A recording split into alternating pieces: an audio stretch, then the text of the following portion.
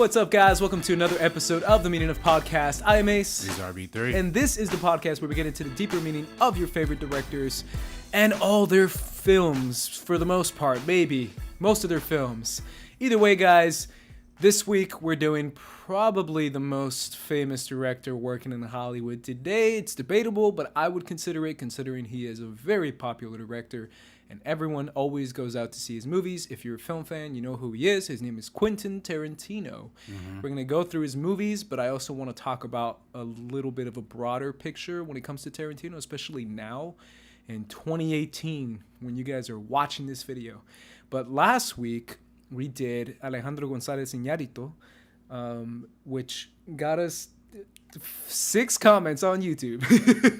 And we're going to pick out 2 of those and read them out loud. Great 6 comments, though. Great 6 comments, man. Neil Varma says Babel is underrated. I agree. Gunslinger 199 says Birdman is a masterpiece. The Revenant is a better shot version of the Bear Grylls show. Yikes. That's kind of what you said last week, though. You said it's just a really well shot nature movie. Yeah, it's good. It's a good cinematography, you know? Not gonna crap on it, but I just don't. Throwing shade. RB3 throwing shade already. Lou Bloom says, hey, shout out to Lou Bloom, man. We haven't seen him in a minute. Says, this will be good. Can't wait to hear your probably different opinions on him. I loathe Iñárritu, but that's maybe because I haven't watched any of his movies in a temple. Interesting. In a temple? Hey, man, I watch movies in a temple, too. In a temple? Yeah, I think he means, like... You know what he means, right? Please explain that to me. This is what in a temple means, RB3. Come on. What are the kids learning these days? No, I think he means like in a settled environment, maybe. Okay. Where it's not... Oh, in a theater or something. Mm-hmm. Oh, okay. Or like in a settled environment where he can just watch it and no distractions. Oh, okay. I mean, I don't know. I guess perhaps he means like in a temple in a sense of like without the hype, without any noise outside of it, without people saying, oh, it's so amazing. Like maybe that's what he means. Yeah. I just thought he meant like a literal church.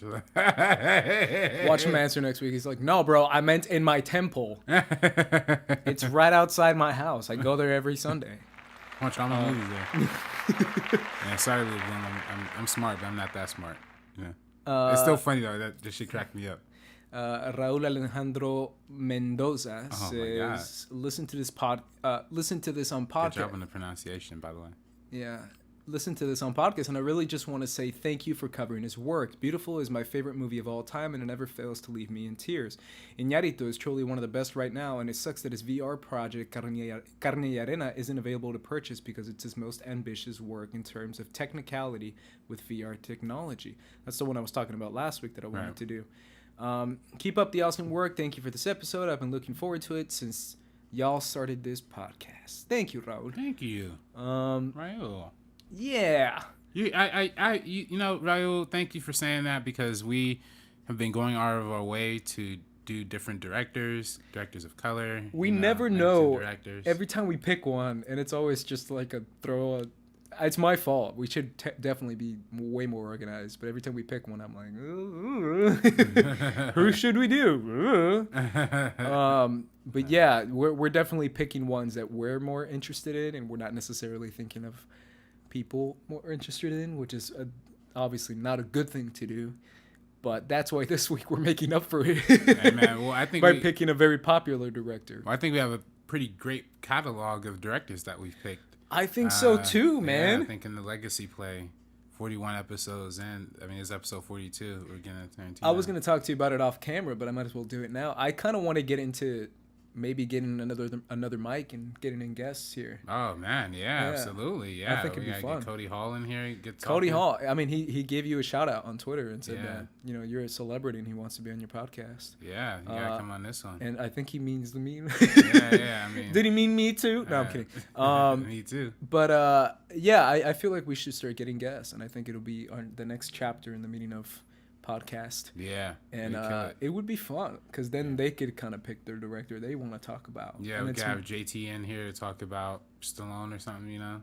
I don't know. Sure. I was gonna say, what's JT's favorite director? I don't know. Well, I think he loves John Woo. Like, I'm talking about John Woo. That's like, right. Yeah. I think he's talked multiple times about that's one of his favorite. Either way, I think it'd be a lot of fun. Even friends of yours, because I'm sure you have a lot of film school friends. Yeah. Or even friends of mine, because I know a lot of people who used to work with me in the industry.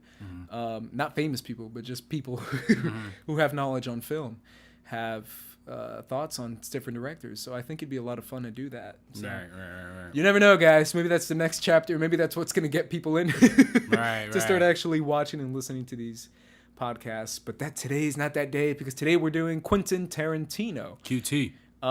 And right off the bat, you're wearing the Pulp Fiction shirt, and I want to say I know this because I think you are a much bigger fan of Quentin Tarantino than I am. Oh, really? But I think it's safe to say you're a fan, right? Oh, yeah. I'm like a diehard, you know? Okay, I mean, you're a like, diehard already. That's way more than me. Yeah. Tarantino. And I'm interested to dive into his films, of course, because his films always have something to say, and that's the point of this podcast. But out of all the directors we've talked about, I really do feel like this director, Quentin Tarantino, is probably the biggest, not in terms of necessarily popularity, but in terms of his persona, his brand, his personality, his staple in Hollywood in general.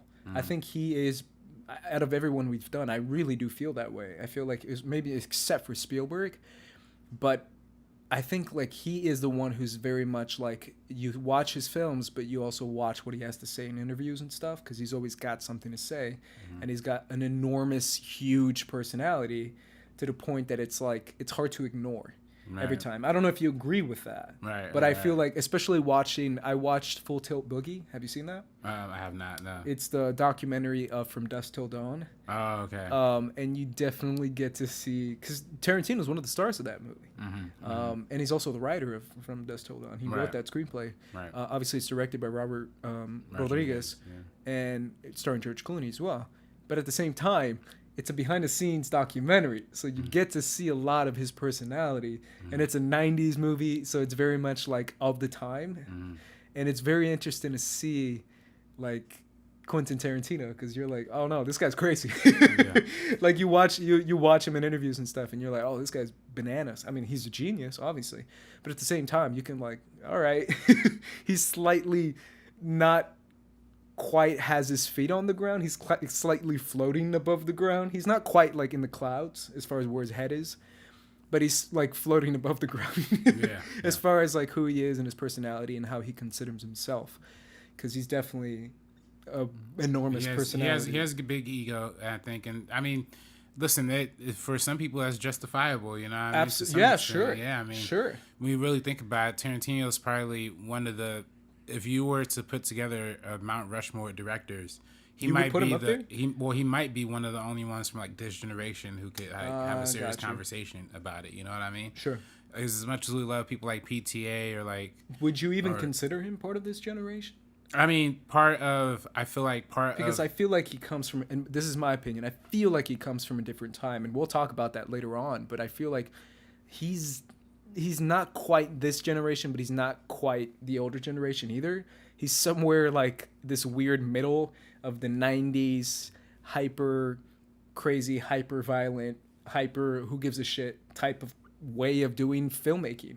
It's a very much like a old school indie type filmmaking, where it's like, we're doing it for love and we don't care, and we're just going to keep doing it and keep shooting, even if it's like way over time and you're not paying enough for these for your crew members. But I don't know, this is my opinion. Well, I mean, I think for me at least, I think Tarantino's the one who kicked us off into this generation. Okay. At least like, and I say that in the sense that when Reservoir Dogs premiered at Sundance in 1992, excuse me, that movie, before that, Sundance was kind of whatever, you know what I mean? Only big movie to play at Sundance before Reservoir Dogs was Sex, Lies, and Videotapes, which was Steven Soderbergh in 1989. But I think Reservoir Dogs really put that on the map, and I think it really hyperventilated the independent scene, which was around in like the late 60s, early 70s. But then, of course, filmmaking started to become more conglomerized, but he kind of kicked down the door for allowing more opportunities to kind of make it. So I think him and Kevin Smith with with Quentin Tarantino with Reservoir Dogs and Kevin Smith with Clerks, those are kind of the movies that show people like, oh, anybody can make a movie, essentially. Sure. And I think that impact was just felt throughout Hollywood and just continues to spread, throughout this day. Let's talk about it. What is your relationship with Reservoir Dogs? Reservoir Dogs? Yeah. Well, it wasn't the first Tarantino movie I saw, but to me, it's one of his best, by far one of his best. Maybe not by far, but is probably up there in the top 3 Tarantino movies for me. And I mean, that's impressive for somebody to do their first film and have their first film be so fully realized that many people still consider it one of their tops. And, and honestly, like when you really think about it, for a debut film for somebody's first film, you don't really see many debuts as heavy as something like Reservoir Dogs, as something is so critically acclaimed and highly regarded and generationally impactful. Really maybe Citizen Kane is the only other one, Orson Welles' first movie. And of course, there's later Tarantino movies that are better, but this is the one that kicks him off initially, and you're just like, wow, this is somebody who's gonna. So in terms of debut films, it's probably one of the best debuts of all time. I was gonna say that. I mean, it's definitely. We always talk about like what movie put the director on the map. Usually, it's like the third movie they do. Mm-hmm. As far as like popularity, as far as everyone knowing the name, as far as everyone going out to watch their next movie. Mm-hmm. But in a rare occasion, we have something like a Tarantino where his debut film made him a star. Like just like that. He's already like a popular director. He's famous now because of Reservoir Dogs. Mm-hmm. Versus other directors we talk about when their debut film was really good and really small and got more studios into them. But this one got audiences into the next Tarantino movie that we're going to talk about, obviously. But what do you feel like is the deciding factor that made Reservoir Dogs such a classic right off the bat? Is it is it the story, the dialogue, the characters? Is it a combination of all of it? Yeah.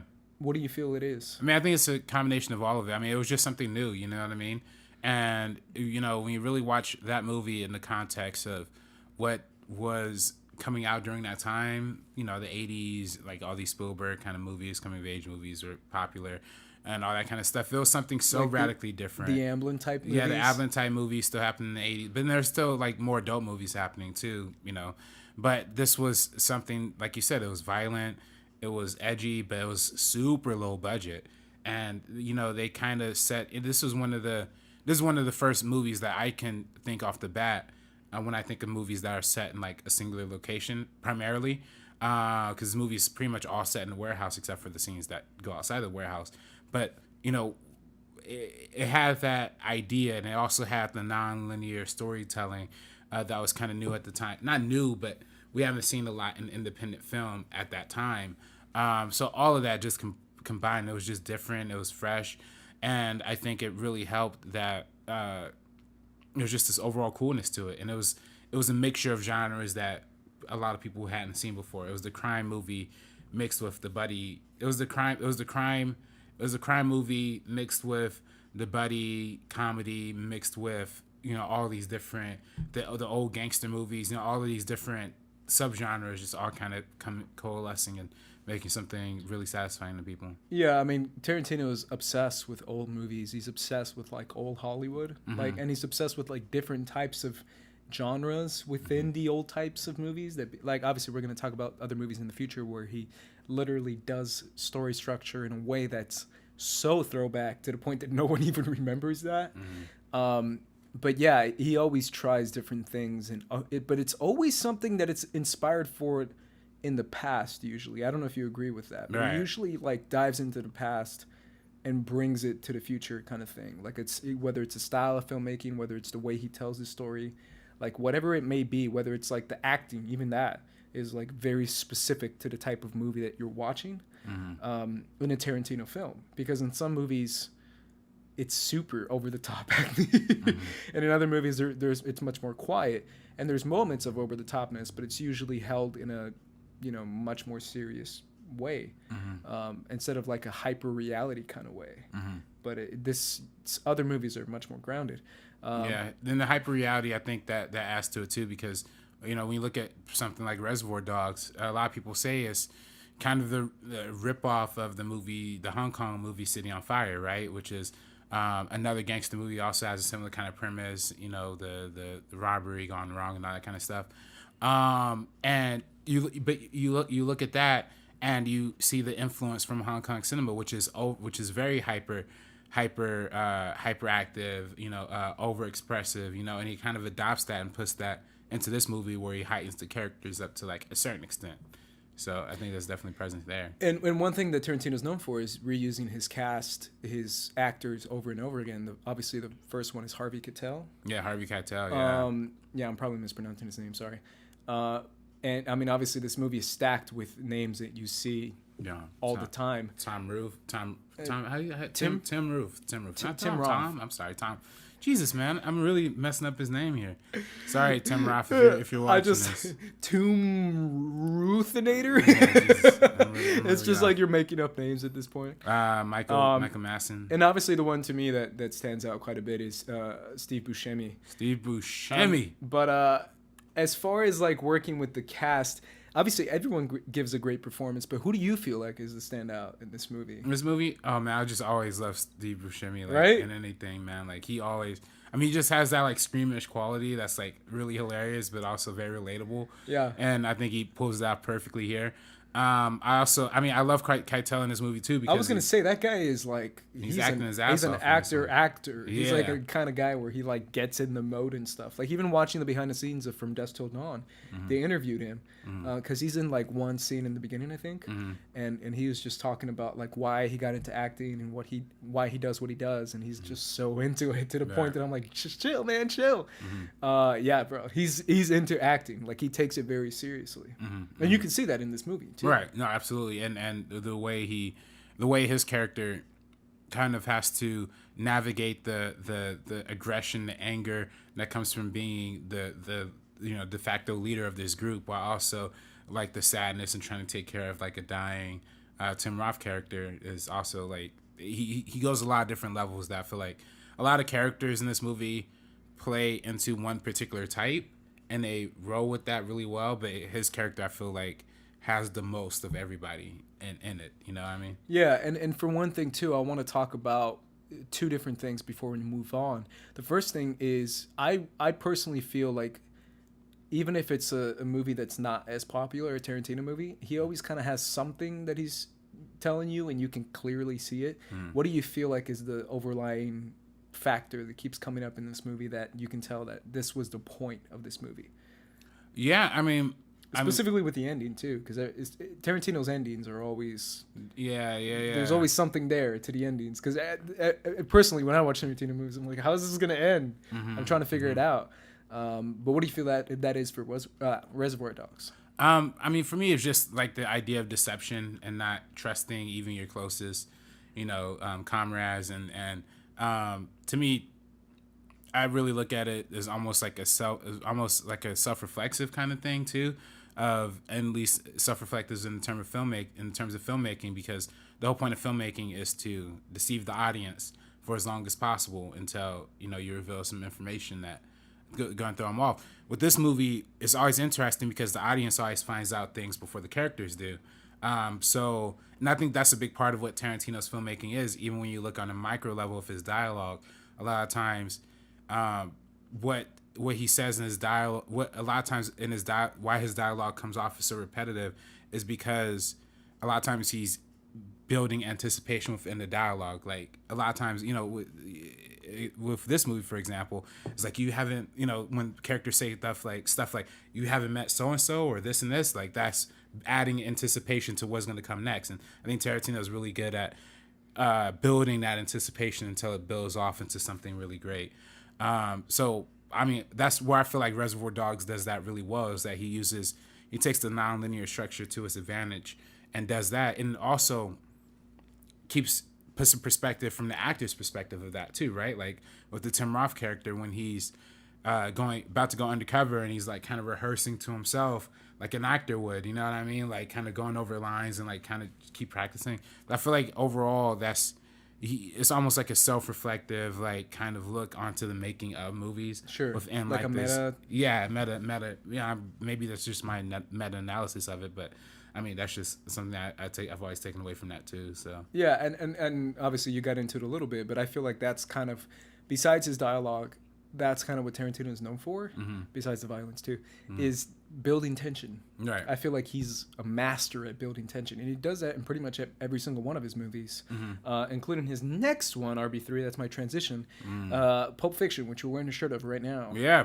Pulp Fiction. Now, this movie also plays with time. This movie plays with different characters and different stories, which is something we've seen a lot. we just talked about it last week with Babel. And with different types of Alejandro movies. And Tarantino does it very much so to everyone's surprise in this movie, which is Pulp Fiction, which is another one that I don't know if it premiered at Sundance. I might be wrong. I know for sure when the Palme d'Or at Cannes. That's what it is. Yeah. It won the Palme d'Or.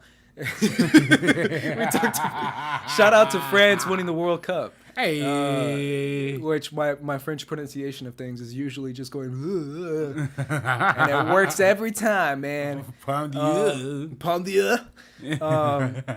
But yeah, so this movie right off the bat was critically acclaimed and popular, and a lot of people wanted it to win the Oscar, but I don't think it did, right? No, that was the same year as Forrest Gump. So That's Forrest right. Gump won the Oscar. That's right. Yeah, 1994 was also the year that Shawshank Redemption came out too. That was also nominated for Best Picture that year. Dang, dude. Yeah. That's a crazy year. It's a crazy year, man. Yeah. I don't know what's happened in 1994. Everybody was just off on juice, like making great movies. Yeah. Yeah. And I feel like, well, that's the 90s for you too. Yeah. Like the 90s were crazy, bro. Like I'm telling you, watching that documentary, I'll talk about it a little bit more, but it's so funny how like times have changed. Yeah. Things were different back then. But when it comes to this movie, a lot of people still say it's his best movie. I don't know if would you agree with that? To me it is. Okay. And to me, it's probably the most thoughtful out of all of his movies in the sense that it really gives you a lot of moments of hesitation, of pause between the suspense and the violence and the killing.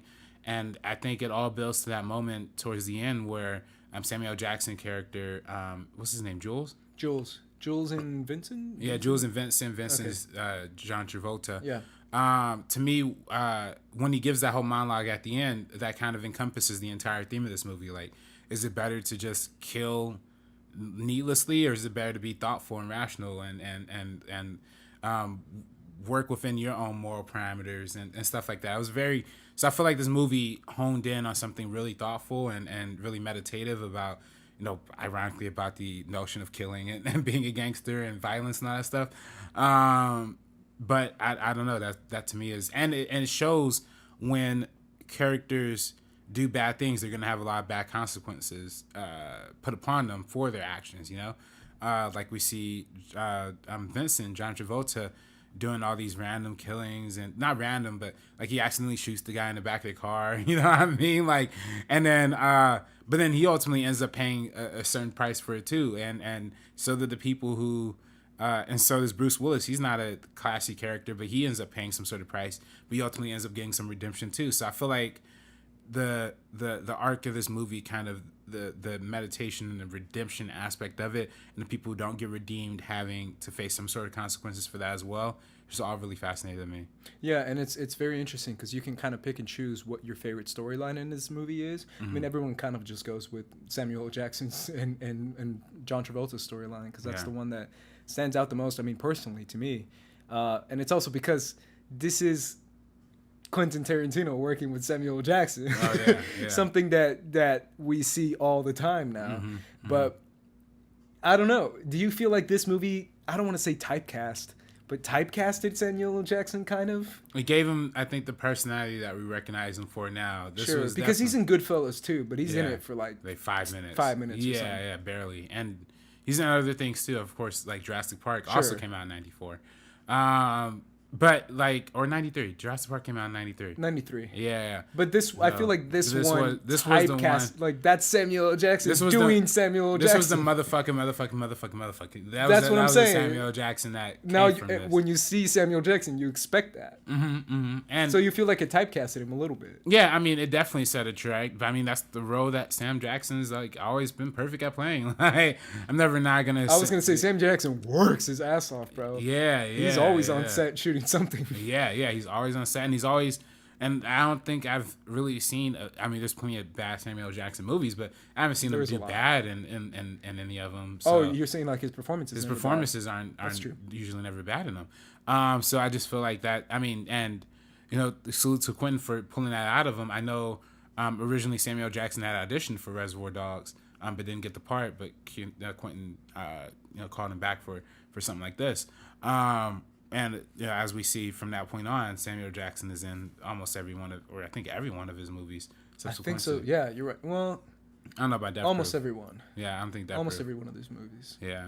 But yeah, I mean, to me, I think it's funny at this point because he's known for kind of either giving careers to different actors or reviving careers for different actors too. Especially for Travolta. Travolta is another one in this movie that I feel like Tarantino kind of revived his career in a way that kind of proves that he's a good actor. Something that people were questioning back in the day, and obviously as well, the biggest one to me is Uma Thurman. Uma Thurman. Yeah. Oh my God, I almost forgot her name. Is Mia Wallace.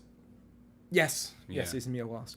But for me, it's that kind of kickstarted the relationship that he had with Uma Thurman. With obviously right now in retrospect, it's kind of funny thinking about it. The kind of stuff that Quentin was known for on set.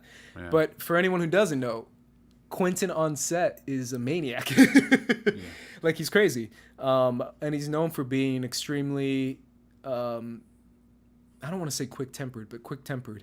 And kind of just sporadic and just going crazy and doing his own thing. He's going to tell you how he feels, I feel like. At least based on the stories that you can recollect from a lot of actors talking about him. I mean, we're going to talk about Django later, but there's an amazing story like Django and Jamie Foxx. Yeah, I heard this story. Yeah. That interview, it's great.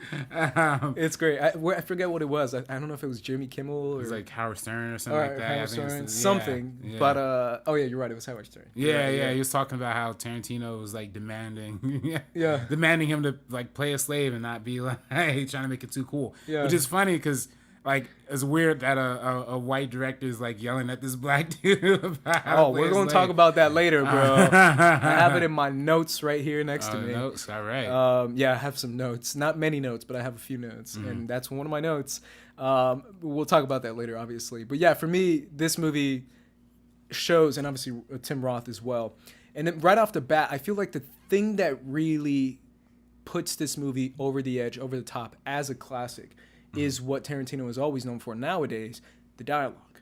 The dialogue is crazy in this movie. It moves at a pace that's insane. And everyone kind of knows, it's almost kind of poetic in a way, how crazy the dialogue is. And obviously hyper-realistic type dialogue that Tarantino is known for. But it's dialogue that pulls you in different moments of the story. And it's almost the dialogue that's the running thread between every single character in this movie. Because even though they're all separate...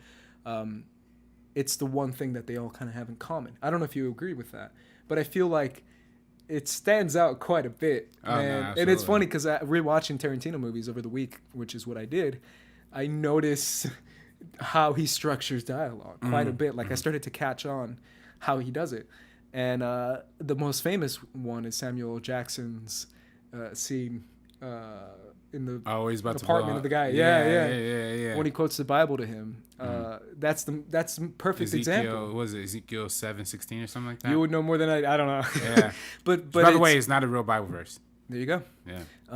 RB3, the theologian. There we go, man. But it's one of those things where it's like it became famous. Like he became famous for his dialogue. And I don't know what's your moment that stands out too, as far as for me it's the hamburger, and for me it's always. To me, what I always take away from it was all the scenes with Mia and John Travolta with Vincent. All those scenes they have together, like "Don't Be a Square," I mean, there's some like really funny like visual cues that he puts in with the dialogue that are just like astonishing to me. Like, there's also something else in the diner scene that I mentioned, like something about all the Marilyn Monroe's, but it was like right when somebody else had like walked in. It was he does like a lot of very funny visual tricks that are like very subtle, which I think is just he's known as being a perfectionist, and he's very meticulous, and sometimes there's continuity errors, of course, of all great movies, but for him, is very meticulous in how the actors speak and how the actors present his dialogue, and also how his dialogue is presented visually. So. Sure, like mannerisms and stuff like that. Yeah, he's known for controlling mannerisms. Right. And what happens in the background and the foreground. So a lot of stuff to me. But yeah, the dialogue in that, like with the $5 milkshake, like, you really gonna buy $5? All that conversation to me is just so funny and like hilarious, but also gives you a lot of insight onto who both of them are. Like, Mia's very talkative and very adventurous and wants to be the cool, party chick, while Vincent's very much like, oh, let me just do the job and like get out of here, Sure. That's another thing that you kind of reminded me of is Quentin is known for his contrast, shooting different scenes and putting them together with something that contrasts with the tone, specifically with music and specifically with cut scenes to other scenes that are very different in tone. Right. Specifically in this movie with when John Travolta's freaking out over Mia and he's driving, and then it cuts to the other homie, and he's just eating cereal super slow and chill. That's kind of the stuff he's known for, with contracting different tones of the movie. And he does that quite a bit with music nowadays in his current films, where he puts like a horrifying scene and he puts like super music you don't suspect, like happy, fun music, singing about happiness, and it's something horrible going on. Even in his older films, like even in Reservoir Dogs, like a lot of people now can't think of like Stuck in the Middle with You without also thinking of somebody getting their ear cut off. Like, same thing here. I feel like there's a lot of iconic mixture, like the I don't know the name of that song. I don't know most old music people, just so you guys know. But like all of the traditional, all of what we know from this soundtrack is through the prism of this movie for a large part of the culture, at least. So super fascinating how he's able to capture the music and use that to antagonize what's happening on screen on a certain kind of way. And it's an actual art form for people who don't consider that to be. It's hard to do that, to do it well, obviously, because there's a ton of directors that do that, but I feel like doing it well is difficult to do. Contrasting scenes with tone and not pulling your audience out of the movie, because it can pull you out of a movie very quickly, but actually sucking your audience more into the movie and getting them more involved and almost kind of realizing how they're supposed to feel, because that's what music does in movies. It's telling you how to feel, technically. So if you have a scene that's supposed to be very emotional, but there's like dun dun dun dun, you're not gonna feel it, right? That's my criticism of Jurassic World that I told you about, Fallen Kingdom, was that they literally had scenes that were like intense, and they had like dun dun dun dun dun dun, and I was just like, why? Why are you making dumb, silly music? You're telling me to feel this way that it's dumb and silly, instead of me being, involved with Chris Pratt running away from lava, which would kill him instantly. But that's kind of the point I'm saying, is that it's difficult to do that transition between music and scene and tone, which in my opinion is the most important thing in a movie, is tone, because it's telling you how to feel for these characters, or whether or not to feel for these characters. I don't know if you have any. No. You're like, move on. Let's move on. No, Pulp Fiction, excellent movie, and like we said, there's also a lot of themes of, I guess there's also a lot of themes of drug addiction too, right? Sure. Like we see with Mia and with Vincent. I mean, they're both super hooked on heroin, which just goes to show how idiotic heroin can make people act. So don't do heroin, kids. Please don't do heroin. Yeah. I had a please in front of that. Please don't do. So yeah, I don't know. This movie's awesome. Yeah, and obviously there's so many classic moments in the movie, like the dancing scene we didn't talk about, but that's it's literally a classic moment in the movie now. And obviously Bruce Willis is also someone who's, I think he was already pretty popular. Yeah, he already had Die Hard and all that stuff. Yeah. But I also love the idea of like I love how he takes all of these generic movie tropes like the bored wife, the boxer who has the paid off boxer who has to take a dive for the fight, these old school gangsters. He kind of takes all these old like 1940s, 50s, 60s movie archetypes and then expands them in like the most postmodernist way and like reevaluates like what those characters will be doing in their personal lives, Sure. How these fucking super stern gangsters will be talking about like these guys are like hitman and they're in their real clothes they're like silly goofy dad looking guys. right it right. Looks like a dad. Right we're talking about cheeseburgers and foot massages, you know what I mean, like it's very Tarantino's fetish. Oh yeah, fetish, yeah. Ooh. We'll get into that later, but we're moving on to his next film, which is Jackie Brown. Now this is RB3's favorite movie of all time. No, I'm kidding. I do really enjoy this movie. Yeah, I was going to say super underrated. I mean, there's a different conversation when it comes to Django, but when it comes to Tarantino, and obviously Pam Grier, who's an actress, living legend, yeah. Right? And Samuel Jackson is too. But when it comes to putting African American actors in the forefront, putting them as almost leads in the movie, putting them in a position of power, is almost something that Tarantino is known for now, right? I don't know if you would agree with that. Yeah, am I taking it too far? No. I mean, I think a lot of the black community really appreciates what Tarantino does. Okay. Some people obviously take some objection to the word that rhymes with Tigger. But that's my next word. That's my next thought is the fact that it's literally in my notes. His relationship with the N-word. Yeah. That is definitely a huge criticism of him. The fact that he's known for, being very flexible with that word on his own tongue and not on an actor's tongue. Yeah. Because Pulp Fiction, he was what do you think of that? What I think, listen, like, it gets even more crazy with Django Unchained, right? Django goes a little but nuts. I'm gonna start it now with Jackie Brown. Even though I should have started it later in this conversation. I have different points going on in different films. Yeah. But the biggest one for me is one of the criticisms of Tarantino is his liberty to just say the N-word whenever he feels like it, because he feels like you just said, the African American community has sort of embraced him. Yeah. But hasn't embraced him to the point that he can just say that word. Yeah. And listen, I don't know. Listen, to be fair, like, he's good about not saying it in interviews. You know what I mean? He'll not say it in interviews. He won't say it where people can record him then publicize it. Right. Now, he'll just say it in his movies, so he can just be like, hey, it's a set. movie, it's art. You know what I mean? On set. And I sure hope he's not calling like Pam Grier the N-word. Oh my God, I can imagine that. But I think he has a lot of favor in the black community because he gives parts to a lot of black actors, and he surprisingly gives a lot of perspective to African American characters that a lot of directors don't even think about. Particularly with this movie with Jackie Brown. This is a movie that is based on the Elmore. Elmore is based on a book that originally the lead character is not black.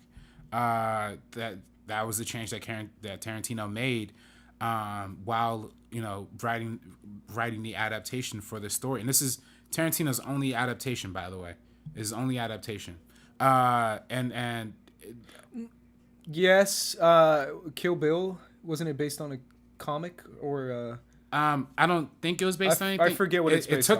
It took a lot from a lot of different things, though. And we're going to talk about that. I have an entire essay written on my phone about how much it takes from other things. Got it. But this movie definitely but Jackie Brown's is only like true official like adaptation. Sure. And it applies in that sense because this is the only movie where characters aren't necessarily talking in the Tarantino as dialogue. Is more focused on the characters and particularly with the character of Jackie Brown, how being a 44-year-old black woman is not the most favorable conditions and how that would lead to somebody like Jackie doing the crimes that she's doing because she's kind of out of options, So yeah, to me it's really fascinating that for one, that perspective wasn't even in the original source material, but for two, it's fleshed out as much as it was because Jackie Brown's the most recent movie of his filmography that I saw that I've seen in preparation for this. That you rewatched. Yeah, and that was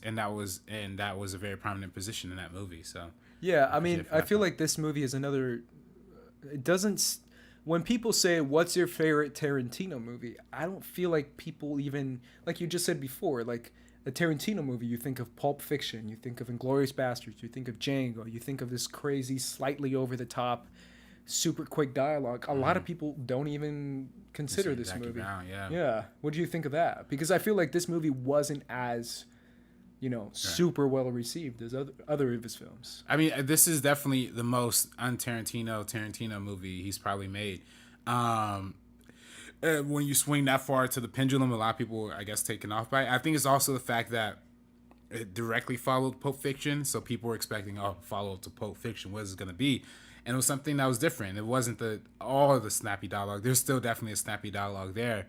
But these characters are more just people who all are very, very different, speak very, very differently, and don't, and it's so much more focused on like place and location and theme and all this different stuff. I mean, particularly with location, I think I'm attached to this movie partially because it takes place in a lot of the areas that I grew up in: Compton, Carson, Hawthorne. The Delamo Mall is featured prominently, which is the mall I went to like all the time when I was a kid, in Torrance. So these are all locations I'm very familiar with. South Los Angeles. I feel like I'm going to comment on that, and I kind of want to dive in deeper on that. It's so powerful, and it's hard to watch a movie without taking that in. Watching a movie that takes place wherever you grew up, or takes place somewhere intimately. I feel like that can literally affect your thoughts and your opinions on the movie. That happened to me. I've talked about it a lot, but on Sicario, and part 2 as well, Day of the Soldado. It's every town they go to, I'm like, I grew up here. But it's one of those things that it affects my thoughts on the movie. It really did. Like, I was talking to my mom about it. I'm like, it's hard because that's my hometown, right? But yeah, you feel that same way with this movie, where it's like you kind of take your perceived notions and your childhood memories or whatever memories that you have, and you kind of take it into this movie. I don't know if you would agree with that. Yeah, no, definitely. Yeah, and I think the movie does a great job of highlighting all those different areas that it touches on. But I think this movie, more than anything, is not focused on the dialogue. It's more focused on the people and the characters, and seeing all of these different people for who they are, and kind of I'm peeling the onion for a lot of these people, because for at least like Robert De Niro's character, like, you don't know anything about him until like you're very deep into the movie, and you're just slowly realizing more and more of how much of a sociopath this guy is, or psychopath this guy is. Meanwhile, you grow more empathetic with somebody who, like, with the Max Cherry character played by Robert Foster, as you learn more and more about him. So it's just all, and again, more and more information about Samuel L. Jackson. I mean, for his character at least, you get to know who he is almost immediately when he has that scene with Beaumont, and he kills the Chris Tucker character, Beaumont, and from that point on, you just kind of know, like, oh, this guy's a fucking piece of shit. But then, like, you end up like liking him more and more, but then he also does some more fucked up shit. So it's just like, damn, it's tough, man. Like, it's tough to really like you, but you're really likable. You know what I mean? I feel like this movie operates on a lot of different character levels that a lot of Tarantino movies don't really operate on. So, but that's also on the actor itself. I feel that personally. What does the actor bring to the screen? Sometimes it's difficult to dislike a character because of the association with the performance that they're giving, and you start to be like, he's super messed up, but he's kind of cool. Yeah. Because that happens a lot in movies, and that obviously is going to happen with Samuel L. Jackson, who's a mega star, super crazy, well-known actor, and a really good actor too. But let's talk about Pam Grier, because I feel like she's probably the one that, in my opinion, that stands out the most, and her character, and the way that Tarantino gives you not only her current story, but her backstory and kind of where she's coming from. What do you feel like on a performance level, but also on a character level, that the character of Pam Grier, I forget her name in the movie, Jackie Brown. That's right. Sorry. But this movie's called Jackie Brown because of what she gives, right? So, what do you feel her opinion on that?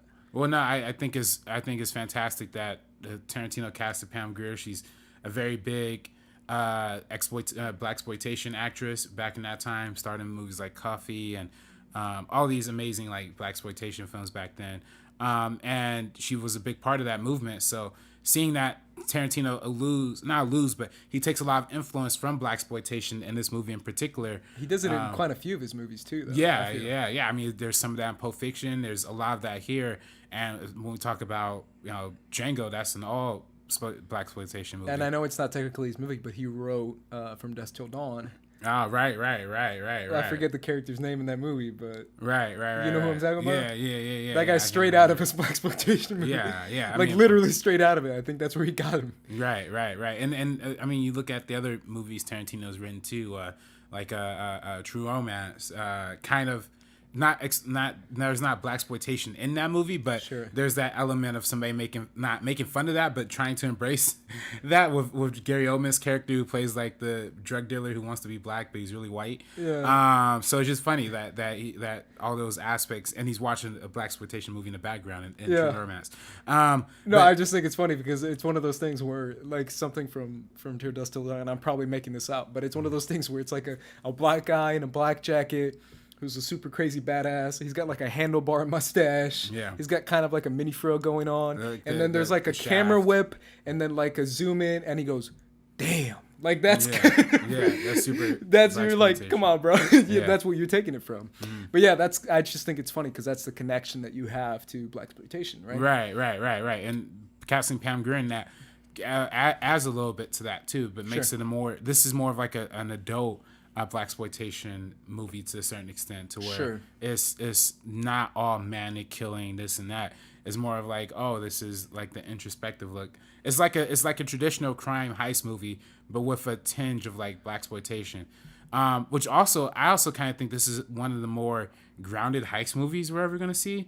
Like just the whole fact that the entire not heist, but like the entire caper or whatever takes place inside of a department store mall, really inside of a dressing room, and how all of that just happens. It's just really interesting to me. So yeah, I mean, I feel like this movie definitely has a different kind of reality than Tarantino is usually known for. Mm-hmm. That's just my personal take on it. But yeah, I mean, I Pam Grier, for a reason, she's that famous for a reason. Obviously because of the movies she's in, but also because of her performance in this movie. And her music career too. And salute to Tarantino for using a Pam Grier song in his movie. There you go.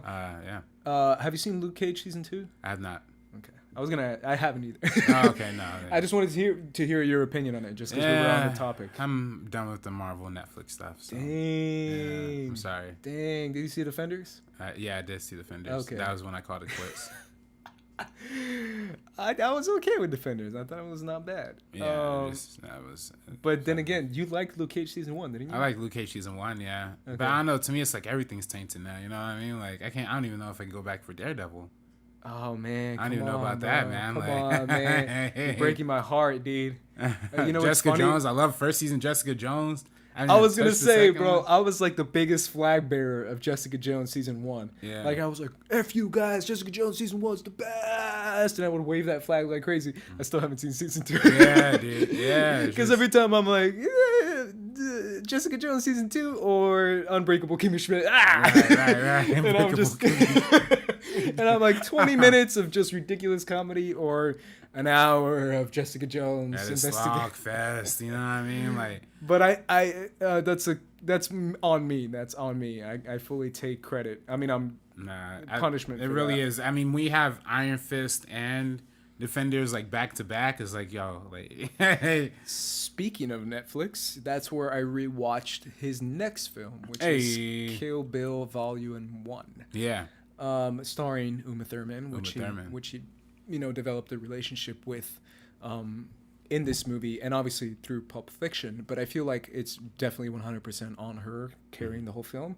But speaking of throwbacks, this movie is just a giant throwback. Oh yeah, no, definitely. To the point that it's hard to put your finger on the tone of this movie, because at moments you're like, oh, that's really messed up, and in other moments you're like, am I supposed to laugh or am I supposed to be horrified? Right. Because this movie does it quite a bit, specifically with music cues, specifically with different scenes. Hyper violence in this movie. The hyper violence in this movie, to the point that it looks kind of fake. Yeah. And I'm like, is that the point for it to look fake? And you obviously conclude that probably is the point, considering the I don't know what you call it, the sprinkler blood effect. Oh yeah, the hose effect.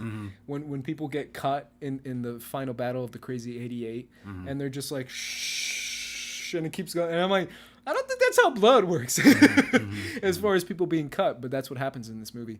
And obviously it's very much kind of a, I don't know if I should say love letter, rip off, tribute to like those things, kung fu films, Chinese kung fu films. It takes a lot from that, and particularly with Bruce Lee's filmography. I was gonna say, because I'm a massive Bruce Lee fan, right? So that's where I would go to as well. Right, with the yellow jumpsuit taken straight from The Last Dragon, if I'm not mistaken. Enter the Dragon? Enter the Dragon. I'm sorry, man. My text message is I don't think it's Enter the Dragon. I think it's it's the last film he did. Game of Death. Game of Death. There we go. Yeah, the one where he fights Kareem Abdul-Jabbar at the end, which is a great. I love that movie. Yeah, he didn't even get to finish it, unfortunately. No. Yeah.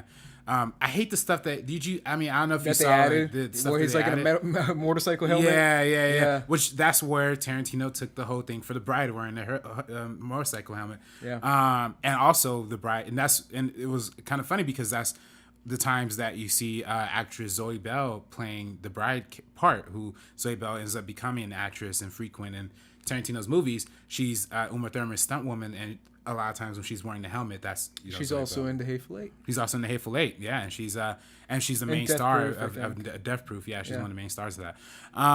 But it's just so but that he takes from that casting David Carradine as Bill, who David Carradine starred in that TV show that was created by Bruce Lee, but Bruce Lee didn't end up starring in it because like the American producers thought they needed an American to star in it, which also opens up a whole nerd conversation about cultural appropriation, which a lot of people say Kill Bill might be an example of that. I mean, I was gonna say that's another thing. You're hitting so many different topics, but I guess we can jump right there. I mean, the fact that it is a white woman slicing Japanese people's heads off, and it's like the white woman and Vivica Fox is that's a good point. But it's one of those things where you're just like, it's the stereotypical. We need a crazy martial artist. Let's give her a Chinese and Japanese master, but let's make it a white woman. And obviously he points it out quite a bit, especially in Volume 2. But it's one of those things where it's like it's a bunch of Asian people losing to the powerful old white woman that took and dominated it. It kind of is cultural appropriation when it comes to that fact. But it's also one of those things that stems from, because I'm a martial arts guy, right? And I follow martial arts films and stuff like that. But there is this system that keeps running through different films of the white outsider learning martial arts from the Chinese or Japanese master, and he teaches him and he passes on the ways. Last Samurai is an example of that. But even characters like Snake Eyes from G.I. Joe. But even the character from the TV show too. It's one of those things where it's like, martial arts is really cool and people love ninjas, but it's got to be a white dude, otherwise they're not going to connect to it. And it's like, really? But that's really the case when it comes to a lot of martial arts films, is that characterization of the white guy learning the martial arts power, and he grew up in the village of whatever, and that kind of plays into Kill Bill quite a bit. Right. And I mean, that's a big part of it. I mean, but I guess the plus side of it, which is coming from my personal experience, this movie actually ended up opening a whole window for me for martial arts karate films. Okay, because that's something that my brother loved, and he kind of just like raised me on the Bruce Lee martial arts cinema, so I'm used to it. Right. But I opened the door for you. Well, I remember watching. My grandmother, like I've mentioned before on the show, she loves karate movies. She loves Bruce Lee, Chucky Chan, like all these guys. But we used to watch Kill Bill a lot when I was little. Kill Bill Volume 1 and 2. She loved Volume 2. I'm not the biggest fan of Volume 2. Okay, we'll talk about it. We'll talk about it. But she raised me on a lot of those movies. So then once I got around to like rewatching the Bruce Lee stuff and all that stuff, I realized, oh, this is where that came from. And I think Kill Bill really gave me an appreciation for it as being one of my first introductions to that. So I just think it's really dope. Also, I just think I know we're talking a lot about the martial arts and the violence and the action, but Uma Thurman's performance in this movie is actually really, really incredible. Throughout this entire That's thing. because Tarantino tortured her. yeah. I mean, especially Volume 2 as well. Where it's you're pretending. No, she actually put him through shit. But you're right. Her performance is. Well, I just think back to that scene. In both films. Yeah, I mean, when she wakes up from the coma and then she realized she lost her daughter and she's crazy. being raped by all these dudes. And I mean, just what you see in her face, just in that one sequence, just amazing to me. Also love the whole scene with the that music. I was gonna say that song was also freaking some rapper took it too. Rob Stone. Yeah, the whistling part. It's like it's so catchy. It's from an older movie called it's from an older Brian De Palma movie. I just can't remember which one it's from. But yeah, Tarantino reappropriated that and took a sequence because it was also a split scene sequence. I think with the original context of the movie that's from. He took that aspect and put that into this movie and just like completely recontextualized it, but made it with awesome. Her name is Elle in the movie. Yeah, Elle. Yeah, Eye Patch Girl. Yeah, or California Mountain Snake. Yeah, or is that Black Mamba? Or no, Black Mamba is the bride. Yeah. I think it's California Mountain Snake. It's California Mountain. Okay, I'm gonna look it up, but I'll take your word for it. I don't know. It doesn't say. These characters are so confusing. It doesn't say on IMDb. But they're dope. Vivica Fox is super dope in this, though. I was gonna say Vivica Fox is in this too. Yeah, that's a huge. Yeah. It's freaking Vivica Fox. You can't watch this movie without saying it's Vivica Fox. Yeah. Because it is. She's hot and she like made amazing that. I mean, the whole opening sequence for this movie is like absolutely mind blowing. You know. But which we still need Kill Bill 3 because they said Kill Bill 3 is going to be about the little girl or whatever. Yeah. I don't want to see that. I was going to say I don't want to see it either. Oh, you don't want to see that? Let's leave it at 2, man. Just come on. I don't know, man. I'm not the biggest fan of the second one, though. Yeah, but one of those things, too, is obviously rewatching this movie because it's the most recent one I rewatched. When Vivica Fox misses, every time I'm like, bro, how can you miss? She's 5 feet in front of you. Like, it's got to be a really shitty aim to be like, poosh. It's literally when you're right here. I don't know. That's a small little tidbit for me. But that's another thing that we can talk about when it comes to this movie is tone.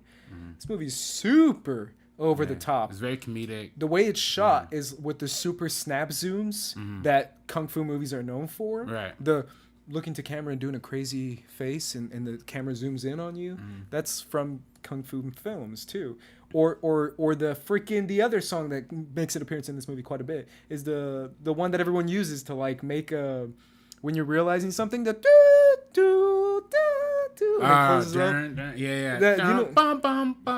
that song. Yeah. Every time I'm just like and I'm like laughing because it's and like, and that's another movie reference. I mean, like that's another thing that came from another movie, and also the Isaac Hayes that warm up song comes from an older Isaac Hayes film that he was a composer for.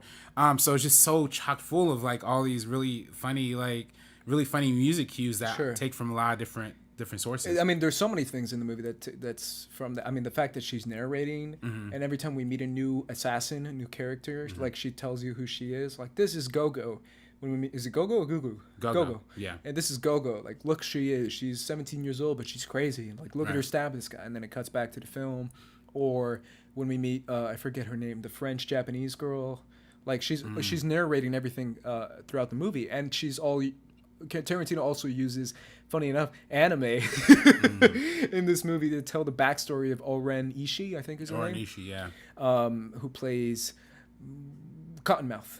That's her name. Yeah, Cottonmouth, yeah. And Lucy Liu's the real actress. Played by Lucy Liu. Yeah. And it's funny how they talk about, in that meeting when she's meeting with the bosses, the Yakuza bosses, and they talk about, like, how did a Chinese, a Japanese, American become the leader of the Yakuza, right? And they talk about that quite a bit in this movie. Right. And the scene when the guy questions her because of that reason, and she cuts off his head. I don't know why I laugh every time. It's because the way he shoots her little feet running across the desk is kind of funny. Like I don't know if you rewatched this movie recently, but every time you see that scene and she starts going, with her little socks off, and then just chops off his head. It's kind of funny in a way.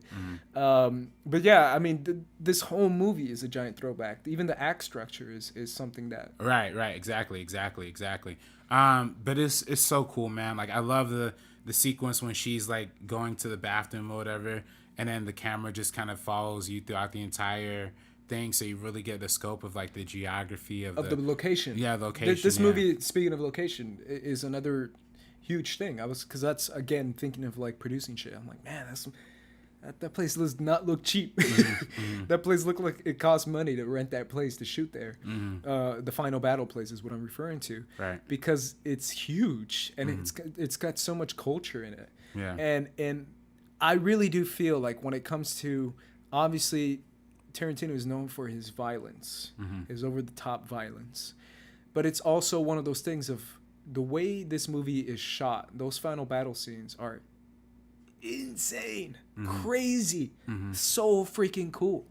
Like, even without the violence, that movie can stand on its own as one of the greatest action scenes almost of all time. Oh, without a doubt. At least when it comes to fighting scenes, one of the greatest fight scenes of all time. And as someone who really enjoys watching different fight scenes, and it's actually something that, again, I grew up with. My brother kind of showing me different martial arts movies, and me kind of falling in love with different fight scenes. I'm very opinionated when it comes to quality of fight scenes. This movie holds up. Like, it really holds up. As far as her fighting the Crazy 88, even her fighting Go-Go was dope. Even though it's only like 3 minutes, but the way it's shot, it's crazy. Yeah, like super suspenseful. That's right. The Dutch angles, the scope, and what making you feel like she's going to be overcome by the quantity of people that she's facing off against, and the fact that the Crazy 88 show up after she barely beat Go-Go. You're like, bro, I mean, you barely beat her. Yeah. How are you going to beat the Crazy 88? And the general shows up and he goes, ah, and it zooms in on his face. Yeah, and like all of the cameras like zoom out to show. To me, it was just so funny seeing that many people running out. It is kind of funny. And then doing the jump. They do the Naruto run and the Naruto jump where they like have their hands behind their back and then jump. Right. It's goofy. It's like anime kind of, where anime, obviously you're not as big of a fan of anime as I am, but anime is very over the top, and people forget that when they talk about anime. But I don't know if you've seen any anime. No, yeah, exactly. Yeah, there's how many close-ups in anime where a guy's going like, and then the music's playing like, it's crazy. It's over the top. Like, anime fights are insane. And this is kind of like an anime fight, which that's totally his intention, because the movie takes place in Japan. Like, for crying out loud, this is totally like him talking about anime and putting anime into Eastern films. cinema and all that kind of stuff. That's absolutely a part of this movie for sure. And obviously, I personally was like, man, I don't know. That backstory kind of makes me want Oren Ishii to win, right? You kind of root for Lucy Liu for a hot minute. At least I do. I was like, man, Lucy Liu, I'm rooting for you, girl. But it's one of those another. Going back to movie crushes, Lucy Liu, man, that's another one. But it's one of those things where this whole movie plays with that over the top tone quite a bit. Even like making of the sword and all that. And right. It's so over the top. But I don't know, man. What do you think of this movie, and how do you feel like it defines Tarantino? Do you feel like it defines him as like, now he can prove that not only is he known for the crazy dialogue and all that stuff, which is in this movie quite a bit, but shooting enormous, insane action scenes? No, I mean, I think he's always been a capable director, shooting all kinds of scenes. And sure. I think this movie, I think both of these movies highlight how well he could do up close fighting, and how he uses editing at like just the right spots to like make sure the audience keeps up while at the same time being like generally entertained and like on the edge of their seats. I always think back to part one when the thing goes from color to black and white, at the blink of the eye, just to kind of, I know they put it to black and white because they wanted to keep it at an R rating, because I guess it would have gotten like an NC-17 if that kept it in color. So then like that, I think they put it in black and white to like desensitize the violence a little bit. Sure. Not desensitize, but to, I guess, technically to sensitize the violence. Sure. But or sanitize at least. But Yeah, so I mean, the fact that that was a creative decision that they made in the blink of the eye to kind of switch that up and kind of put you back into that lane, back into the color to put you back into that scope. I don't know, just all around the decisions that are made throughout are really fascinating and interesting. And even the scenes where a lot of suspense is built, like we mentioned the hospital scene, but even the scene where she crawls back into the back of the truck and then has to do the whole wiggle her toes thing, you know, like all of that, like the way that the Oranishi story was stuck in between that. So like when you come back to that, it does feel like an entire long journey that you've been gone away from her. So like and in the context of the movie, that's how you're supposed to feel. So I like how he uses all these different elements of storytelling to give you characters' perspectives into what they're looking into these situations with. And it's also, as someone who obviously loves martial arts film, it's also something that I always refer to when it comes to building fighting power. I don't know if there's a term for it necessarily, but it's something that I always take in mind when it comes to like who would win in a fight. Is it's so necessary to see that backstory, because then when we see a final battle, you have that anticipation of like, oh, Lucy Liu's dope. Like this is gonna be a crazy fight. Like how is she gonna be able to beat Lucy Liu? Whereas like I wouldn't have known that if Tarantino would have just said she's an assassin, she's really strong. But you showed me in that anime film that you did, and it showed me that it's like, oh, her fighting power is on this level, and then Uma Thurman's is on this level. They're almost equally matched. This is going to be a good fight. So the audience can be like, oh, now I'm involved in this fight, because I don't think it's going to just be a throwaway fight. And that's what we talk about, the anticipation, right? He spends the entire movie building to that moment. So when it does come to that moment, it's going to have a nice, satisfying conclusion either way. So yeah, and it's one of the most important things when it comes to martial arts movies is showing how strong the opponent is, so you can fear for your hero. You could be like, ooh, I don't know if he's going to be able to take this guy on. It's something that every martial arts film does. Right. Yeah. So and maybe that's why part 2 didn't really hit me. I was going to say, let's jump to volume 2. Why don't you like this movie, Ep42? No, I like it. I definitely like it. I just feel like this one's a little underwhelming when looking at part 1, to me at least. Sure. This one's less over the top, is more grounded. Well, supposedly, but I almost kind of feel like it's more cartoony in a lot of ways too. Like I really do think back to those scenes where she's getting trained by the old wizard dude looking motherfucker, you know what I mean? Like I was gonna talk about that, but you beat me to the punch. Yeah, you're right. That to me just kills me out of like every time I watch this movie. Like, all right, I get it. Like I get the old Eastern Chinese film, throwback and all that stuff, but that to me is like, come on, yo, like you can do a little, like it's a little too much. Oh my God. Yeah, I was going to say that's probably the most over the top thing in both of those movies. The fact that he's like, you've come to train with me. Yeah. Oh, forget you. And then it zooms in and then it's like, choo. Like it's so over the top that I'm like, all right, this is definitely a 1960s, 1970s martial arts film. The way he shot it, the texture of the film. It's when you have those flashback scenes, you're right. The way he keeps stroking his giant beard. Right. I was okay with it because I kind of accepted the over-the-top tone, but apparently you hate everything, Ep43. Oh, no. I like no, and there's scenes like I love the scene where she has to like punch her way out of the grave. Well, that's the other thing too, is like rewatching that, I was like, my God. Like, did Tarantino actually bury her? Because it feels that way. Like, it feels like Tarantino was like, no, you really got to get out of the box. I'm going to be up here waiting for you, girl. Like, because you feel her pain and her despair and her, like, this is crazy. Like, how do you get out of this thing? But it's also, personally watching it, it also plays into the whole, like, why don't they just kill her? They could have killed her like a long time ago. Why doesn't I forget what's his name is Buddy in the movie? Why doesn't he just take the shotgun and just blast her in the face when he shoots her with rocks out in the beginning of the movie? And then he's like, oh, I'm giving you a flashlight. And I'm like, why? Why don't you just kill her?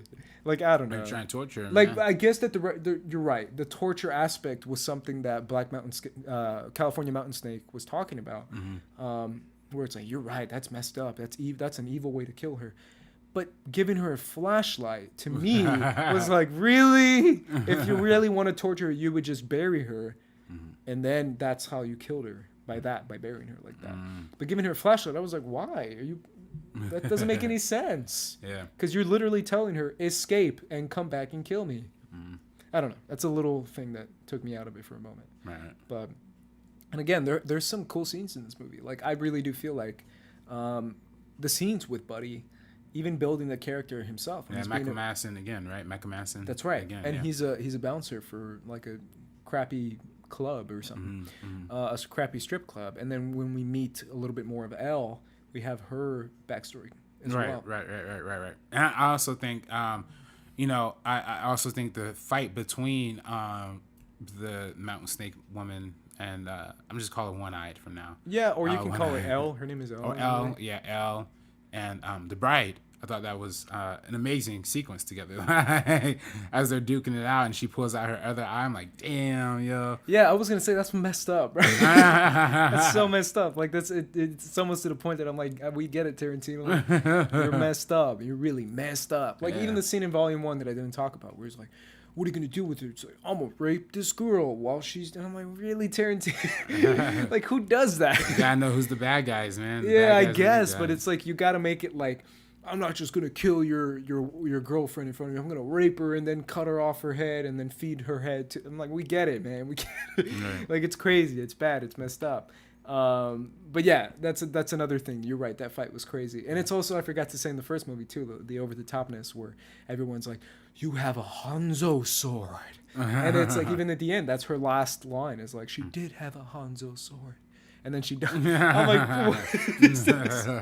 It plays into the over the topness. But the thing that, in my opinion, when it comes to Volume 2, that will make or break people's opinion on this movie is the finale. Yeah. When it comes to when she finally meets Bill and her daughter's waiting for her, and her daughter plays, cops and robbers or whatever the game is. And he shoots her with like truth serum and shit like that. I'm just like, bro, it's been over the top, but now it's like even getting weirder over the top. Yeah. I don't know. What do you think of that whole interaction, the conversation that she had with Bill? It was a much more somber note to end the movie on. Sure. To me, I just always kind of felt like, damn, we went on this entire journey just to end it like this. There are some amazing scenes with David Carradine, though, like when he does the whole Superman speech and how Superman is really a secret identity for. And I love Superman's like my favorite, so I totally. Yeah. And I appreciate that stuff and appreciate some other moments in those, but overall, like damn, this movie takes place at the end with the house. I mean, of course, it makes it very personal for the bride and makes it the stakes very, very personal and narrow, specific for her. But to me, it was just like I wanted to see something else, at least at the end, but.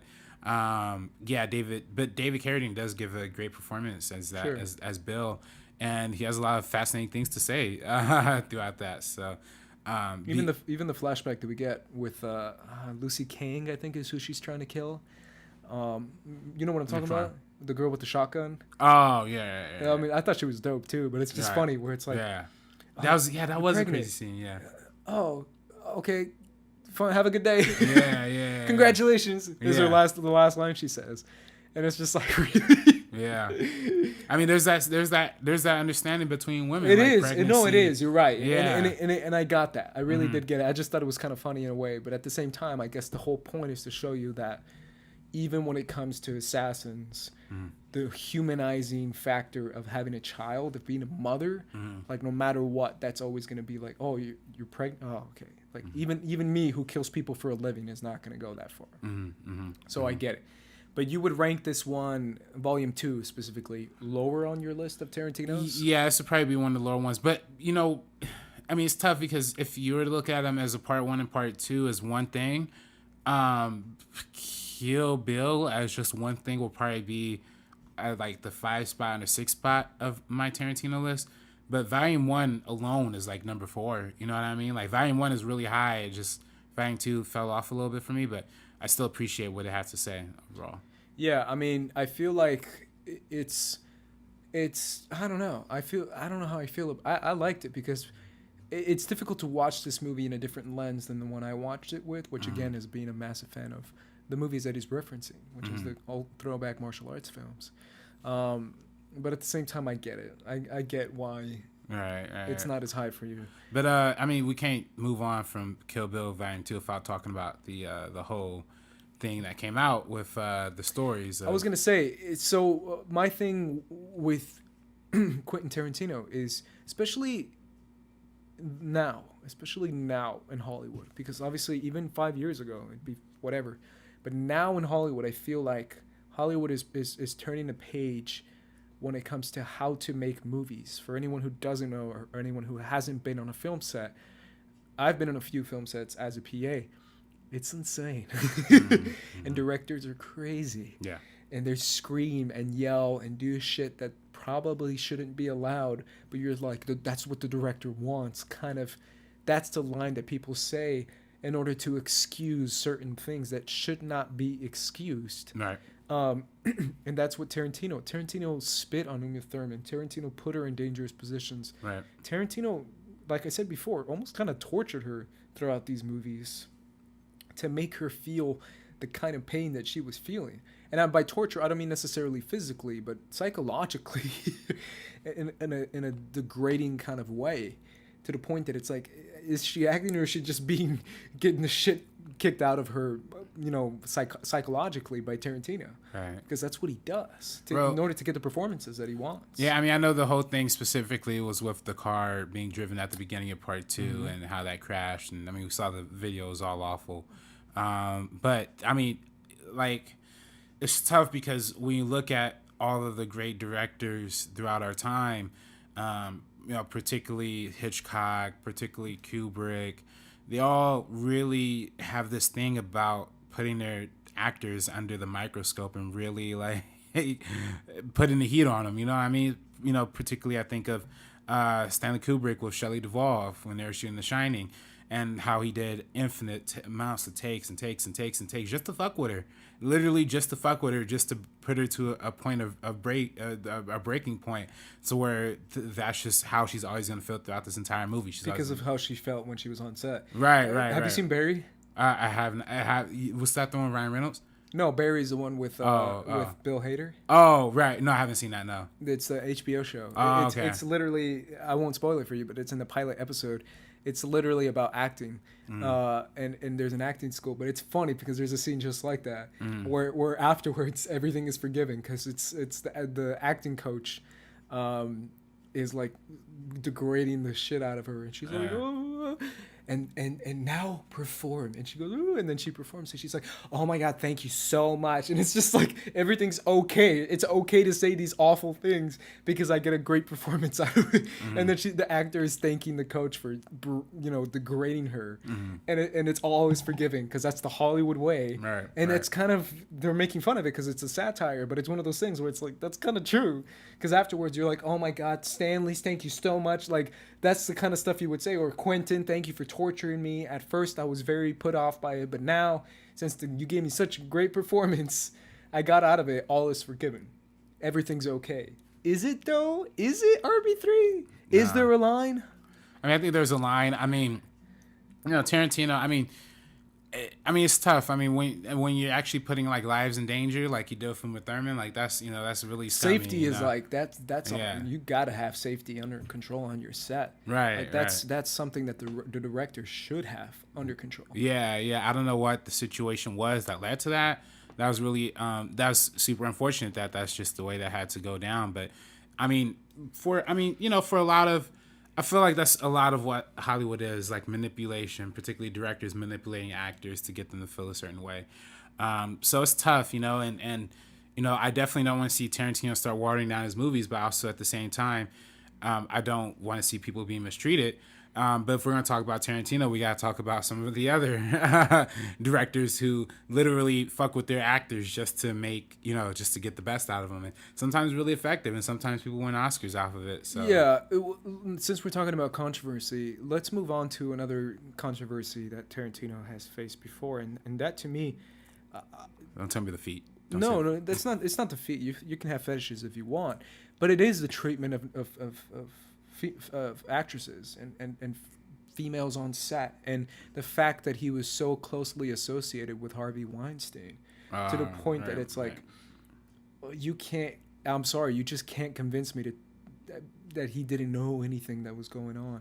Of course he knew. Right. Like, he's buddies with Harvey. This comes back into what I was saying beforehand when it was saying that he comes from a different time, like a very different time in Hollywood. The behind the scenes of Full Tilt Boogie really showed me that. The documentary Full Tilt Boogie really showed me that, and the fact that he has the filmmaking process. For anyone who doesn't know, I highly recommend this documentary. But it shows you and this is he's not the director of this movie, but he did write it, and he's producing it as well, and he has a heavy hand inside the filmmaking of this movie. From Dusk Till Dawn is what I'm talking about.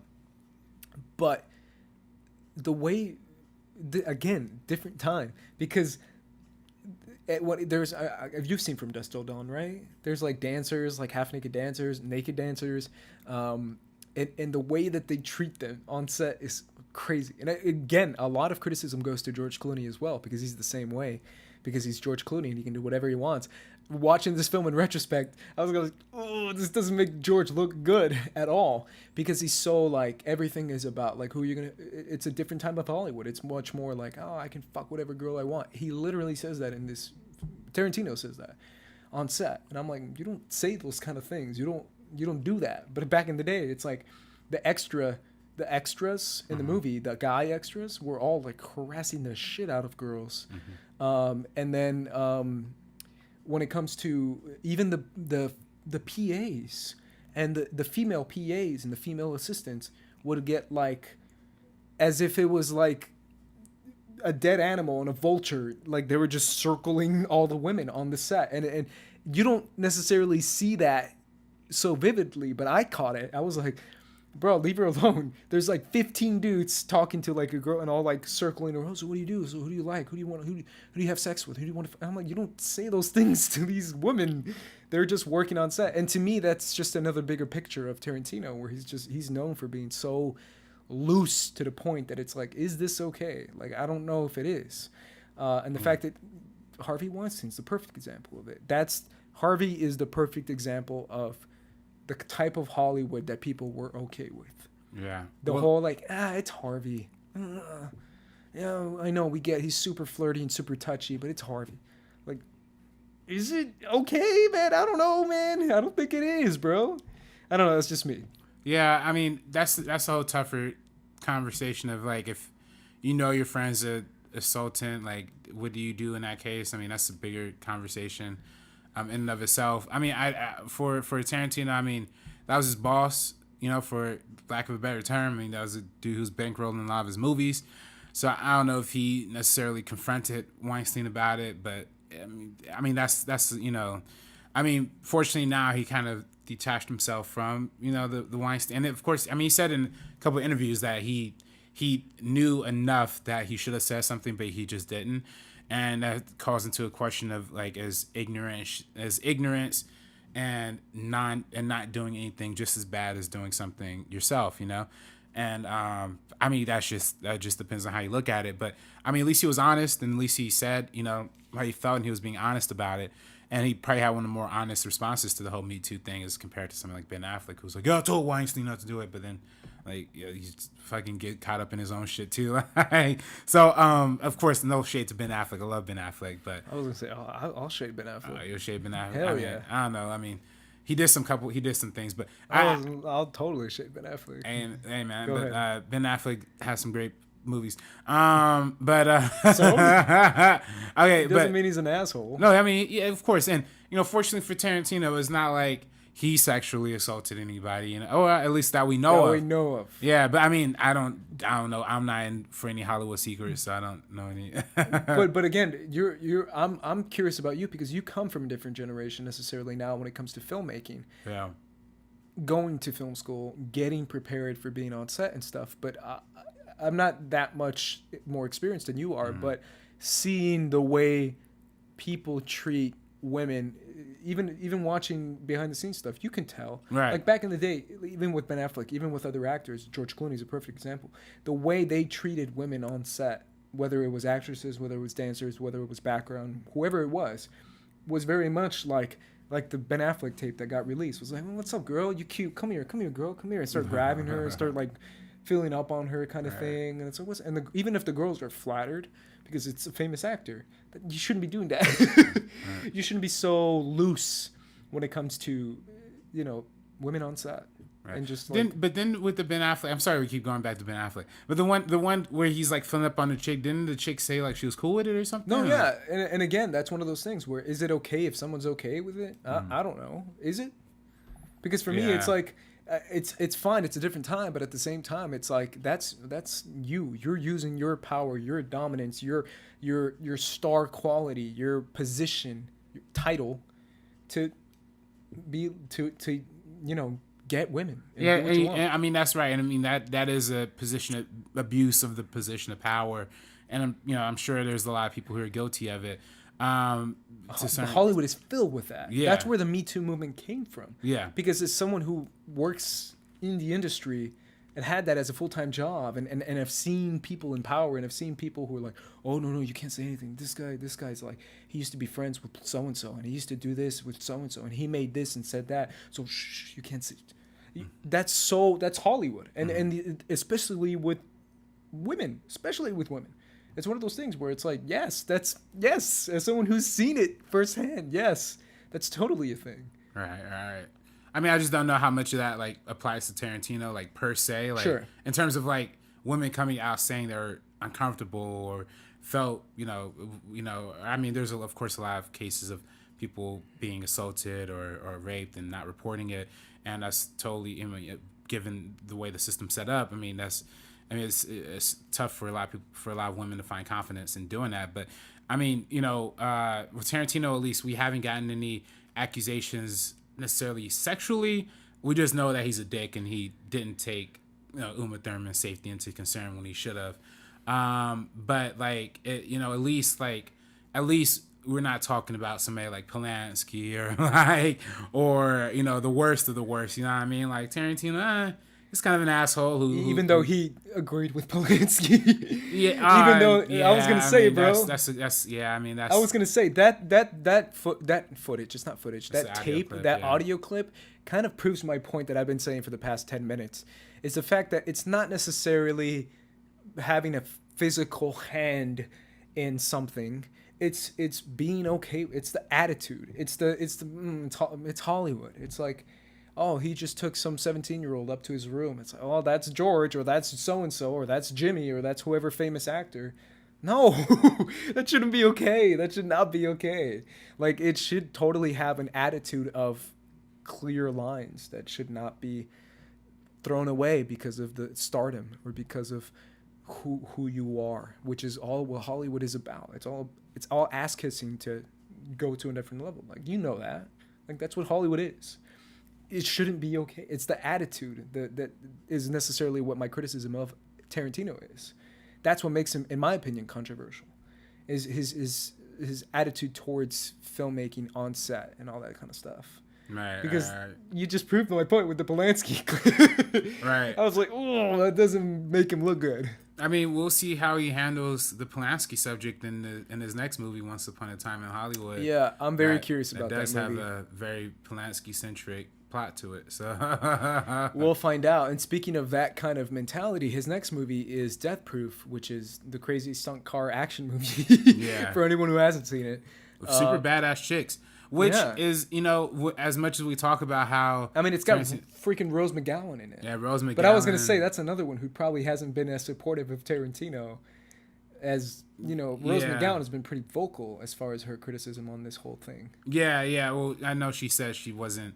Tarantino didn't speak up. But, I mean, Rose McGowan defended Robert Rodriguez for casting her and all of those parts back in the day, too.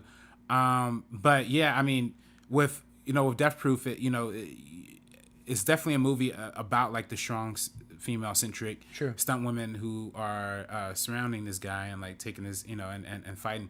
It's very much a Grindhouse style movie. That's what they're going for. It's part of the Grindhouse, collection of that Rodriguez and Tarantino did together. It's originally a short. It was expanded out into a feature, and with featuring the cast that it features.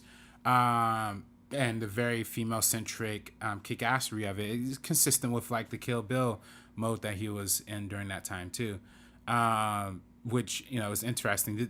A lot of times with female action stars, there's the whole convention that they have to be sexually desirable or not just sexually desirable, but also be attracted to either men or women or have some sort of sexual desire in and of themselves. This movie does kind of play into that a heavy amount, because it's that throwback to the grindhouse aesthetic of like the 70s, 60s, 70s B movies, or you could probably call them C movies or grindhouse movies, you know what I mean? So it plays into that a lot. But I think it subverts a lot of those tropes too in the same kind of ways of the women biting back and the winning out towards the end. So I don't know. This, it's I don't know. This is definitely, to me, it's Tarantino's weakest. But I don't know if it's really like a film per se. It was originally just a short that was expanded into an expanded cut that makes it a feature. But I mean, that's what the movie is about. Yeah, it is very much. Would you say it's his most grindhouse movie of? Yeah, definitely. Yeah, and he takes a lot of influence from Grindhouse throughout his entire career, but it is most clearly, I mean, it's part of, the Grindhouse, experience. So and that's what Rodriguez is known for too. Right. Is the fact that that's the type of movies he does. It's so funny because I watched that documentary, and it's so funny going through his filmography. Rodriguez's filmography, because all of them are basically Grindhouse movies. Pretty much all of them. Spy Kid. Yeah. Machete. Yeah. We got to do Robert Rodriguez episode for when was that Alita Battle Angel? Yeah. I'm so curious about that movie. Oh yeah. I'm so curious about it because again, it's Robert Rodriguez. So I don't know what to expect. Is it going to be this crazy, ridiculous anime movie? Or I don't know. I'm curious how he's going to play with tone because it's Robert Rodriguez for crying out loud. Right. So yeah, I'm super curious about what's going to happen in that movie for sure. But yeah, this movie totally plays into that for sure. And it's one of those things that you can see even how the movie's shot is one of those things where it's like, I can tell. I feel like that's even a thing in all his movies. The way it's shot can tell you the tone. Right. No, absolutely. And this one's shot very grainy, very over top-ish. Again, very much in the ilk of those old school movies. So, but this is also his connection with Kurt Russell, because Kurt Russell's in this movie. Right. But yeah, I mean, for the most part, I feel like, because I haven't rewatched this movie, but when I saw it, which was when I rewatched it, it's more like it's very much like a horror movie, in my opinion. But yeah, you're right. It is very much like, of all his movies, it's one of the most throwback. Yeah, it's very schlocky in the sense that it's consistent with like. But you know what's funny? Now that I think of it, connecting two things, the fact that this movie is about stunt drivers. Right. And we just talked about Uma Thurman. The fact that this movie is literally, I mean, that stunt, and this, the biggest one in the movie where she's like car chase. Yeah, when she's on top of the car and stuff, like crazy. The fact that someone can actually do that, and obviously we see that in another crazy action movie, which is Mad Max Fury Road. But the fact that you have people hanging out of cars and stuff, it's one of the most dangerous type of stunts to do, because you could say martial arts stunts or pyrotechnic stunts, but car stunts, you have to be on top of your shit in order to make sure everything is okay. Look what happened to freaking homeboy from Dylan O'Brien from freaking what's that movie called? Maze Runner. Yeah. Scorched Trials, whatever it's called. Dude, homie almost died. Yeah. Because of that car scene that was in the trailer. For anyone who hasn't seen the movie, like, that's some really, really delicate type of stunts. And at the end of the day, as much as you have a dope stunt coordinator, that's on the director. But I just think it's kind of ironic that. Yeah, I mean, it's just irony. Well, it's a movie about a stuntman, right? Kurt Russell plays a stuntman. And it's surrounded by, like we said, Zoe Bell, who's this frequent stunt woman for Uma Thurman, has a very prominent part in this movie.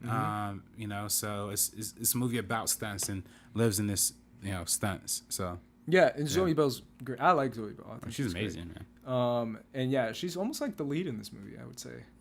At least from what I remember. Yeah, there's Rosario Dawson as well. Yeah. Too, Oh yeah, Rosario Dawson. Yeah, that's a good point. Let's move on to Inglourious Bastards. Speaking of tone. This one's crazy. Yeah, this one juggles a lot. Yeah, this one has some insane jumps in tone. But I do feel like, I believe Christoph Waltz won an Oscar for this. Correct me. He did, yes. This is the Christoph Waltz show right off the bat when it comes to the opening of this movie. And again, Tarantino plays with subject material. quite a bit, and the subject material is delicate subject material. I feel like he does that even more in his later films when it comes to Django, when it comes to Inglourious Basterds, of like, this is some dark times in human history that you're dealing with when it comes to obviously slavery, and with Inglourious Basterds when it comes to Nazis and Jews and internment camps and the Holocaust. Like, this is some delicate ass shit. And Tarantino kind of just threw the rule book out the door when it comes to this movie, because he's not afraid to tackle these subjects and to tackle these horrible atrocities that humanity faced when it comes to Hitler and when it comes to World War II, but also playing with tone when it comes to that kind of stuff too. I don't know. What are your thoughts on this movie, RB3? I like this movie a whole lot, man. This is, you know, a lot of people consider this one of Tarantino's best. Yeah.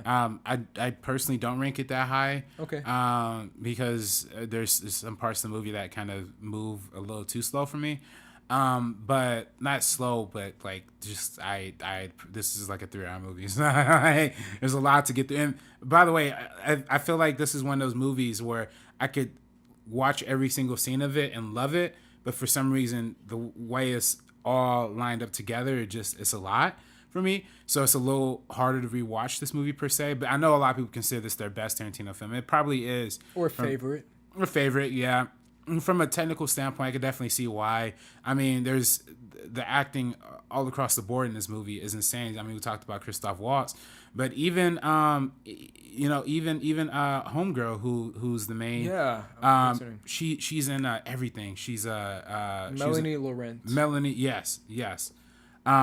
She is nuts in this movie, and Brad Pitt playing the Kentucky sergeant. And like this, it gives. But that's also with tone too, because he's so over the top in this movie. Right. But it works, you know what I mean, and all of that. So I don't know. I just feel like it's a very over the top war film. It's almost, it kind of fits in the mode of Tarantino doing the revenge fantasies that he's been doing throughout his career, whether that's Kill Bill or Death Proof, and now this is also a revenge fantasy, and of course we're going to talk about Django also in that series. But yeah, just it does all that. And the chick and the other chick who's in Blue is the Warmest Color as well, who's also who's also another main female character. Is that the same girl who we mentioned before? Or? I don't know. I think so, but I'm not sure. She's Leah something. Diane Kruger. Okay. And maybe it was the chick we mentioned before. I don't know. But either way, the chick, I shouldn't say a chick, the woman that we mentioned before. Diane Kruger. I think it was. Diane Kruger. Yeah. So, but either way, yeah. All of these parts in this movie fulfill something very special and meaningful. I feel like through each individual storyline has a full arc that means a lot to a lot of these characters. But yeah, I don't know. What do you think, Ace? To be honest, man, if I'm really being honest, this is one of my favorite Tarantino movies, if not my favorite. It's hard to pick a favorite, but this is probably my favorite. All right, you go into it. Because I remember watching this for the first time and thinking, man, this is dope. Like, I loved it first time watching it. Yeah, for me, this holds what I said before on the previous films. When it comes to tension, I don't think Tarantino does it any better than this movie. Like the way, well, obviously he does some great stuff in Django too, but the tension stuff in this movie is so crazy. Like, obviously the opening to me is like, that's tough to do, to build that kind of tension. Is amazing, yeah. But even the scene, obviously the famous scene that a lot of people talk about is the scene where Michael Fassbender's character. Here you go, another thing. Michael Fassbender. Yeah. The greatness of Michael Fassbender coming to fruition in this film, even in his small 10-minute part. But that 10-minute part is like the best part of the movie, in my opinion. Is the we're playing the King Kong, like the head game. Yeah. And then the whole tension that builds between the shootout that eventually happens, and when he does the 3 beers, because I think Fassbender is like part German or something like that, and that's why he knows German so well. But that scene's amazing. The fact that Mike Myers is in this movie. Yeah, Mike Myers comes in for like a small little part.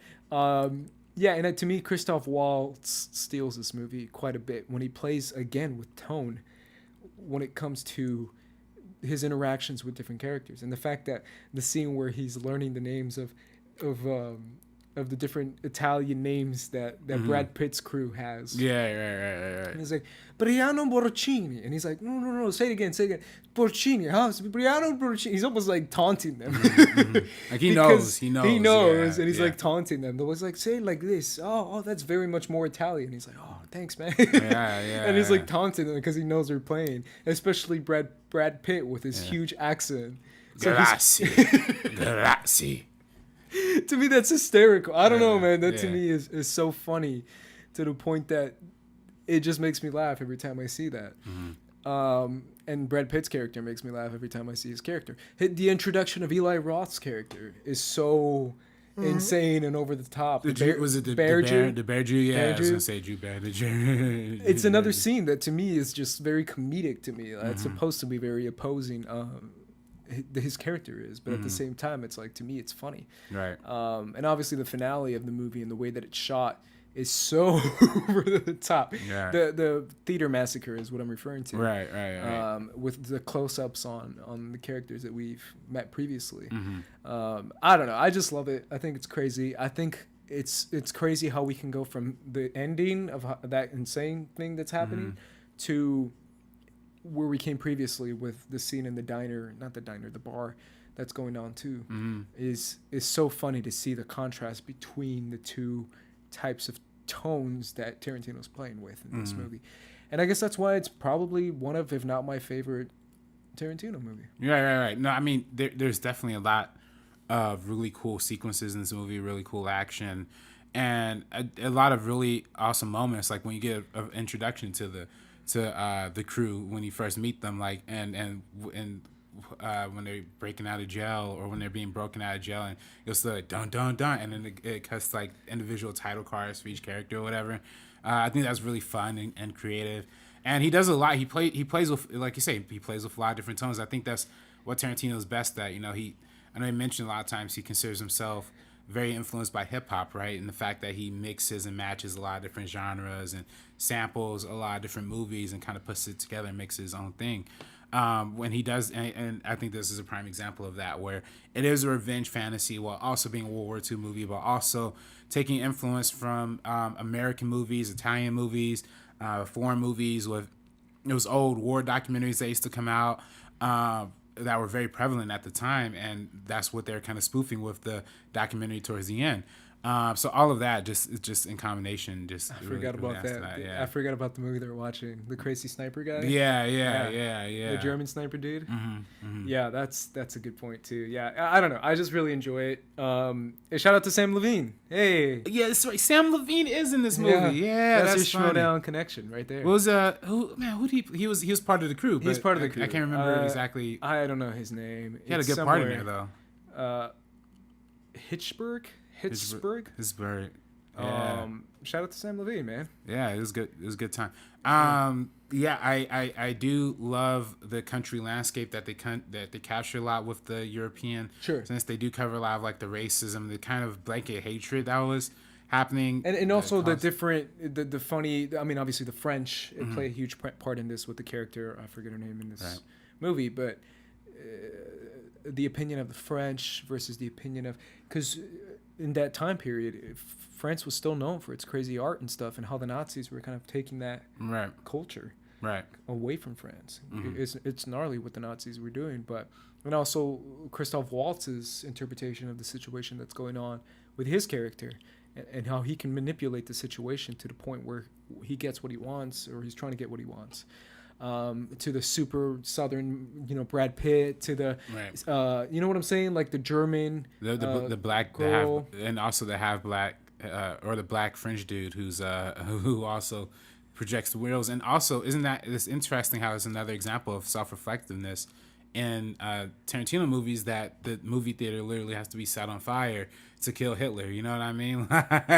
We were seeing something that is so impossible and so unrealistic that we have to burn the movie theater down to get to that point using actual old film, and it kind of transitions from the older tools of cinema into the new, and how all that kind of stuff. So it has a lot to say. It has a lot to say. Yeah, for sure. Let's move on to Django Unchained, which came out in 2012. Holy crap! Yeah, 2012, man. Yeah. I was a freshman in high school. Oh my god. Damn it, RB3. I'm starting to like you, man. It's like the one thing that takes me off. I was a sophomore actually when this came out. Got it. Either way, that's too much, man.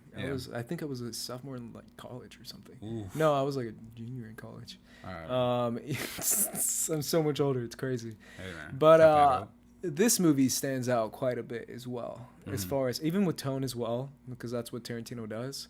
And violence, quite a bit in this movie. A lot of violence.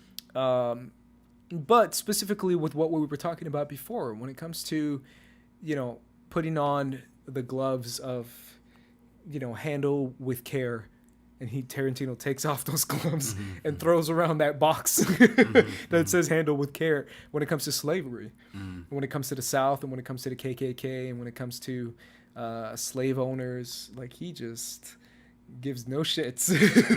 I don't know if you would agree with that when it comes to this movie, but when it comes to his, obviously I'm not saying it's a positive portrayal, but it's a portrayal nonetheless. Right. And the fact that it's coming from a white director versus the difference that we see from, like we talked about 12 Years a Slave with Steve McQueen. This isn't Steve McQueen. Right. This is Quentin Tarantino doing a revenge fantasy slave movie. A spaghetti western.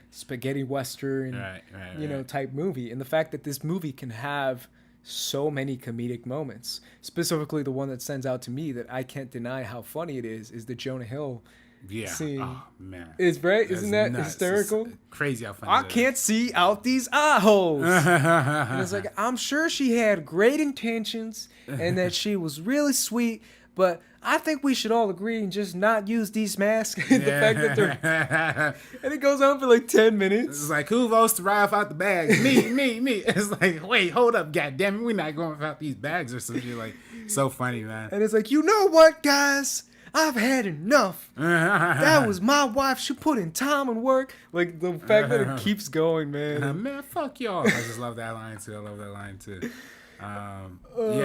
This movie has a lot of really sincerely funny moments. But it also has horrifying moments. I forget her name. Broomhilda. No, the girl who plays Jimmy Foxx's Olivia. What's her name? Which one? Oh, Kerry Washington? Kerry Washington. Oh, my God. I can't believe I couldn't. Yeah. I was going to say freaking from that TV show, the ABC Scandal. TV show. Yeah. Scandal. Jesus. What's wrong with me? The Kerry Washington scene where she's getting, like, dragged and shit. I was like, this is dark.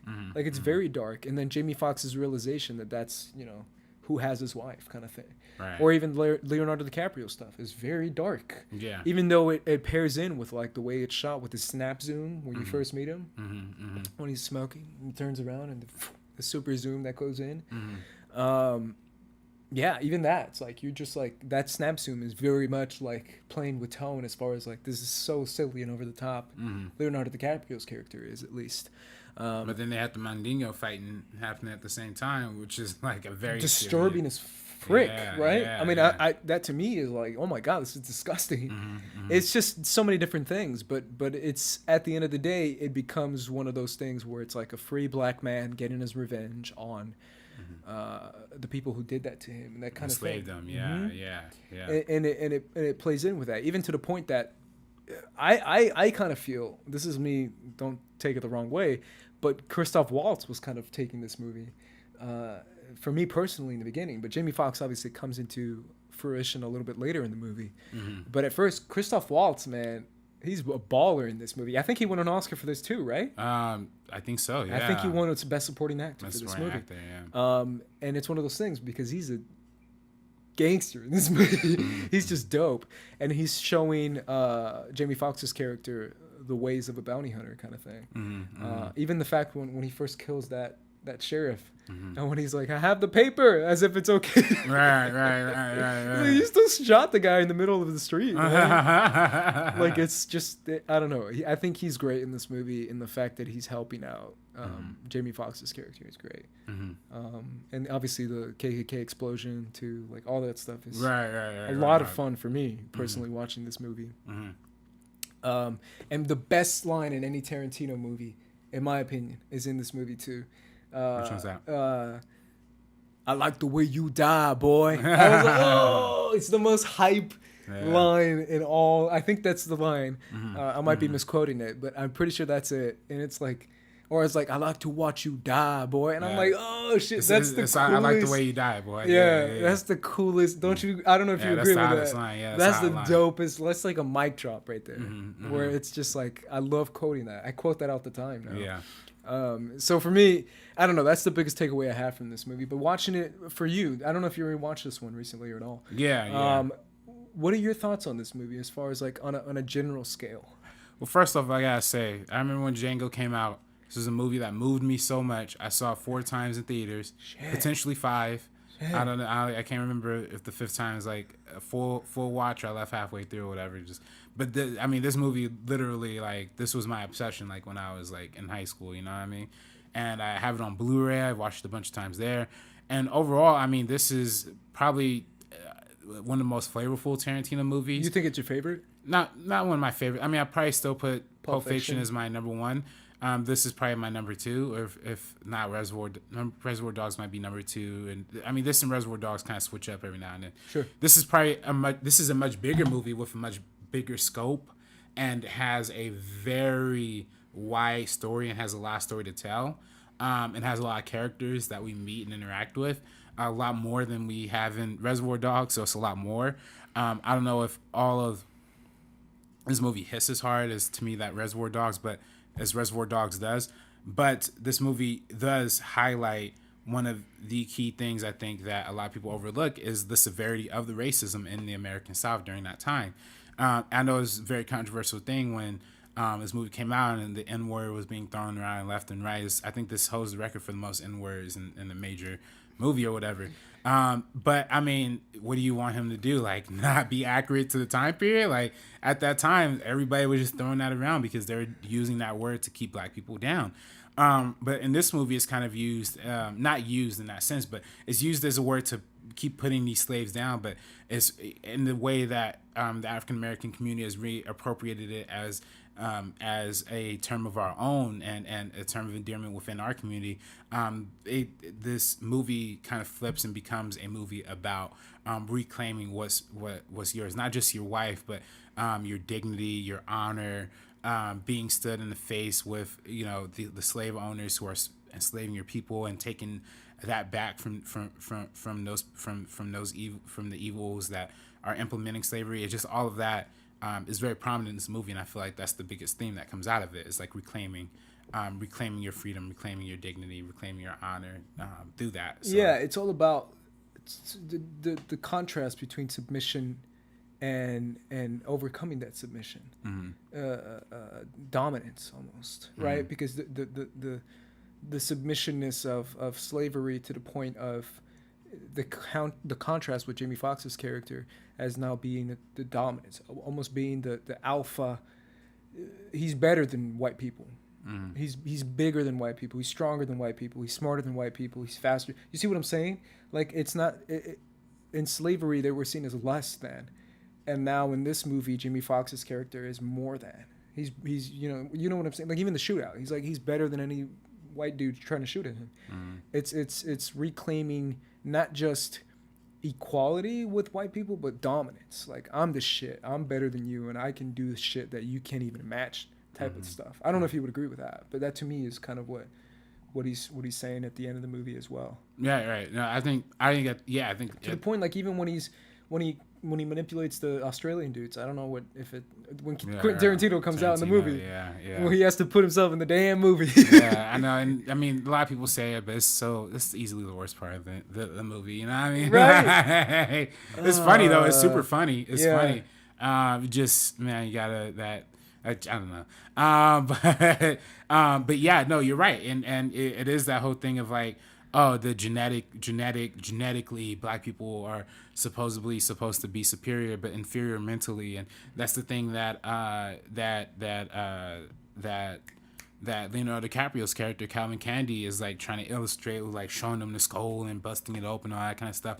He's trying to use this like pseudoscience, this like this anti-black science that racist. was racist science that was created back in the day to put people of color down, black people down, to justify to justify slavery. And it's just interesting that in this movie we see Django, who isn't given the resources to read or write, but is taught these things. He's given the same opportunity that not Calvin Candy, but Christoph Waltz's character is helping him develop and build the tools to at least start putting him on an equal playing field with the white people. But he ends up just showing them out and killing all of them because that's just what needed to happen.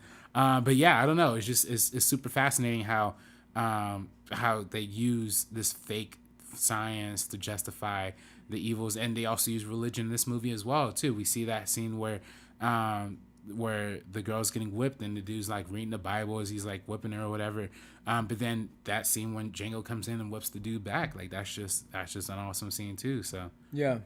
No, it's crazy, and the fact that even if he is a free man, that's questioned at every turn in the South, right? When he shows up on the plantation. And he says, "Why is he riding that horse?" And he's like, "No, he's a free man. He can do what he wants." Right. That's the response that Christoph Waltz has. What's that one scene when they're like at the mansion and he's like, "Oh, how am I supposed to treat him, Daddy?" It's like, "Do I treat him like white folk?" No, son, I didn't say that. I don't treat him like white folk. Treat him like the boy who lives across the street. You know what I mean? Like some stupid shit. Like. Or the fact that Christoph Waltz is like, "I have 5 reasons why," and he's like, "Well, come on in, man." Like the tone in his voice changes so much. Like those moments are really funny. I definitely agree with that. Yeah, I mean, this movie has a lot to say, and obviously we didn't talk about the Samuel L. Jackson character yet, but the fact that we have that contrast between a lot of people will consider Uncle Tom, right, the house slave, as commonly referred to, person who's given special treatment by the master, made to think that master cares about me, master, all that kind of but and that's also the evil that has to be overcome too. It's not the evil of the white impression, the white impressionists who are enslaving us, but it's also the impression that they leave on our people too. How we have to break out of that mind state of that they love us, that we're family to them, even though we're slaves. Yeah, where they're literally mistreating us and all that kind of stuff. And that's the thing that we learn really quickly in 12 Years a Slave too. The scene with Benedict Cumberbatch. Right. Where he's like, "Oh, he's a nice guy," but at the end of the day, he's like, "You're still less than me, and you're still a slave. So shut up." The scene with Chiwetel Ejiofor, he tells him to run. Exactly. Yeah. So all of that just goes into enhancing the overall theme of blaxploitation, of it being the Western and all that kind of stuff. It just all lends to the central theme of black people having to overcome these kinds of. And speaking of Westerns, he does another Western. Hateful Eight. That's the Hateful Eight. Mr. RB3, I believe you saw this one in theaters, correct? Yes, I did. Saw it the 70 millimeter. Where'd you see it? ArcLight. Me too. Hey. So this movie, which one? Which ArcLight? Hollywood. Okay, I saw it at the Sherman Oaks ArcLight. Oh, Sherman Oaks. Okay. Did they show a 70 millimeter? Sorry to cut you off. They did. Oh, nice. Yeah. They even gave you a little booklet and the souvenir. So this movie, I feel like that was almost part of the hype, in my opinion. The fact that it's like shot in 70 millimeter and it has an intermission in the middle of the movie, and you're like, damn, it's a 3-hour movie. I want to see this movie now. Yeah. I don't know. That was me going into the movie for sure. The fact that they were hyping the way it was presented and the way it was shot, which is 70 millimeter. That was a huge part of the movie, and obviously it plays really heavy-handedly when it comes to the way this movie is shot. Right? I don't know if you feel the same way as I do. Right. But the way this movie is shot is very much like, all right, Tarantino's flexing. Obviously, his DP is, give credit to him, but it's one of those things where he's flexing on the way he shoots this movie, not just the story itself. Right. And I can't remember the name, but it's Robert Richardson or Richard Robertson, one of those. Some. I'm gonna look it up right now. Very recognizable name. He's won many Academy Awards, I think, but salute to him, because one of the things that heightens Tarantino's movie so much is the cinematography, the extensive backlight, the way the camera moves and how it's steady in some shots. And I mean, we gotta attribute that to a lot to what was his name? Robert Richardson. Robert Richardson. Okay, I was right. I said Richard Robertson. So, but Robert Richardson. It was close enough. Close enough, man. I was there. Fantastic DP who helped, particularly for the case of Hateful Eight, help reinvent or help readapt those old school 65 millimeter lenses.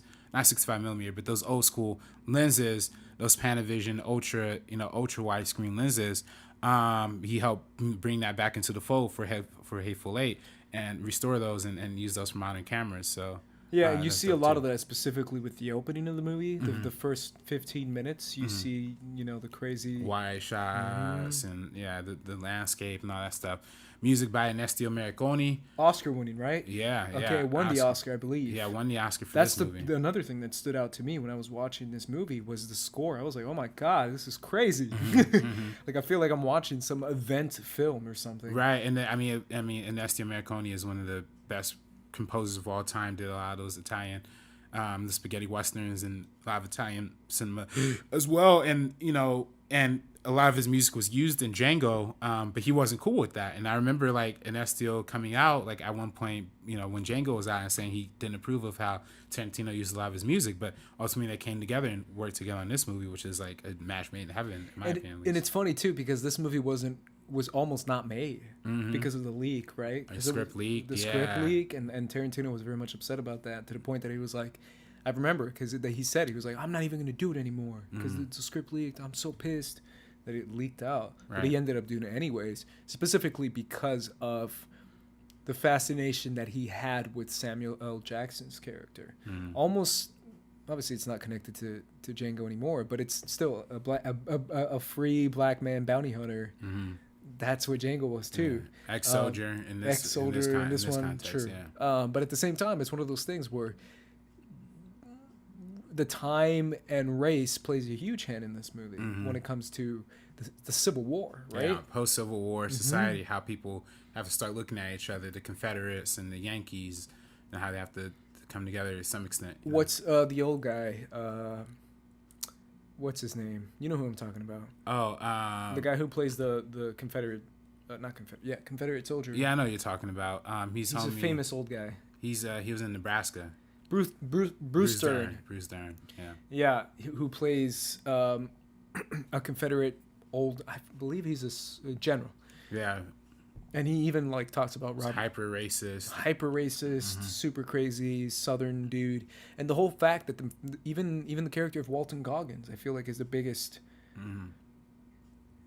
character in this movie besides Samuel L. Jackson's character because of where he's coming from and how he starts out in this movie and this type of shit that he's saying. You're almost like, man, I can't wait for this guy to get shot, right? I don't know about you, but that's how I felt when I was watching Walton Goggins' character. Contrasting with, Kurt Russell. Jesus, I keep misnaming people. Contrast with Kurt Russell's character, who you feel and you think is going to be the main protagonist in the movie. I don't know. How do you feel about the characterizations in this movie? Because they're very much characterizations. Right. I mean, this is a movie that it's almost like a containment thriller, right? And that's what they're kind of going for. And I think this movie mixes a lot of tones of like Western plus comedy plus horror. I was going to say plus horror quite a bit. Yeah. And I mean, it's very highly influenced by The Thing, right? Like, who's this one person who we can't trust in here, whereas The Thing is a sci-fi movie, but there's even parts of the score that were taken from that were unreleased from The Thing that were used in this movie. I was going to say it's a horror score in a way. It really is, like, literally from The Thing, like you said, it's a horror score. So, and the fact that it comes from the composer of The Thing too is kind of funny. Exactly. And that's what really works with this movie is the fact that it's so rooted in being contained and being all these people trapped in this environment, they can't get out, and almost to the point of like, who is the killer kind of feel in the movie, right? One of us is. It doesn't. That's not necessarily the story, but that's how it feels the whole time. Yeah. So all of that in combination with how kind of slow the movie reveals a lot of this information, and then once the information is revealed, it just happens like in a snap. So then like I know for me at least, when I watched it, it was the intermission came right after Channing Tatum shot Samuel Jackson, like in the. I thought it came after Samuel Jackson's story, like right after his story. You're right. It did. And then he shoots. And he shoots Bruce Dern. Yeah. Bruce Dern. You're right. That is where the intermission came in. But it's just fascinating how like that cutting point is where we have to question like what was really happening here, because like to that point in the story, we still don't know anything about Walton Goggins. We don't know anything about any of these other characters except for Samuel Jackson. And that the fact that too, but the fact that we don't trust Walton Goggins when he says who he is, because I believe he says he's the new sheriff, right? And the fact that we're like, the audience is like, no, you're not. Yeah. Like you sound like an idiot. You're super stupid. Like you're not the new sheriff. Right. And you can't trust Samuel Jackson either. That's because true. He has his letter from Lincoln, but he's also has this yellow stripe on his back, right? Like how he killed a bunch of people. That's what I'm saying. It's all about information and proving things to other people, right? With a piece of paper or with a title. I'm the sheriff. See, this proves it, and this proves shit. Like it doesn't prove anything. Or I got this letter from this proves it, right? It's one of those things. Like it's like you don't. How easy or how not easy it is to get people to trust you or to get people not to trust you. Yeah. I'm also like Michael Mann in this movie for having his character being like the silent guy who like creeps off in the corner. And Jennifer Jason Leigh too. We haven't spoken on her, but she's obviously didn't she get a nomination for this? She did get nominated, for Best Actress in Leading Role, deservingly so, because man, she really played a lot of different layers in this movie. She gets hit, kicked, punched. She uses the N-word excessively. If it's a Tarantino film, she was actually kicked. Oh God! And actually punched. I don't know about that, but I'm just kidding. I just think it's funny to think of that. Yeah. It's like, wow, this is really good acting. No, they actually did this on set. Whoa! But did you hear the whole story about the whole guitar thing, right? Like how they broke. No, I didn't hear that. Like that scene where Kurt Russell breaks the guitar. Apparently, that was a real like 17th century post-Civil War guitar that was like in this museum that borrowed from the movie. And then Kurt Russell got so into this because they were supposed to cut after she sung, and then they were gonna replace it with the fake guitar. But Kurt Russell got so into it, he just smashed it. And like there's this big backlash by like the music community for like Tarantino like destroying a musical artifact, And then really, honestly, go back, watch that scene, and you look at Jennifer Jason Leigh's face. She literally stops acting. She's like, whoa. Like, so it's just funny, That's hysterical. Yeah. That's so funny. I mean, obviously, another thing that plays into this movie, besides titles and besides who people are, is time. Yeah. Flashbacks of specifically Samuel Jackson's scene. And that's the first thing I took from that scene, which is crazy and insane. The Samuel Jackson story. Right. After the intermission, as soon as the intermission hit, I turned to my friend who was watching the movie with me, and I was like, was that all just a made-up story? Right. That he did in order to shoot the general? Is that what you took from it? I thought about that, but I just thought I was like, he literally made that whole thing up just so he can shoot him, because he knew he would get the rage to shoot him. Yeah. Self-defense. I don't know, man. I just love the whole like skull fucking. He literally he said he had him bent over naked in the snow.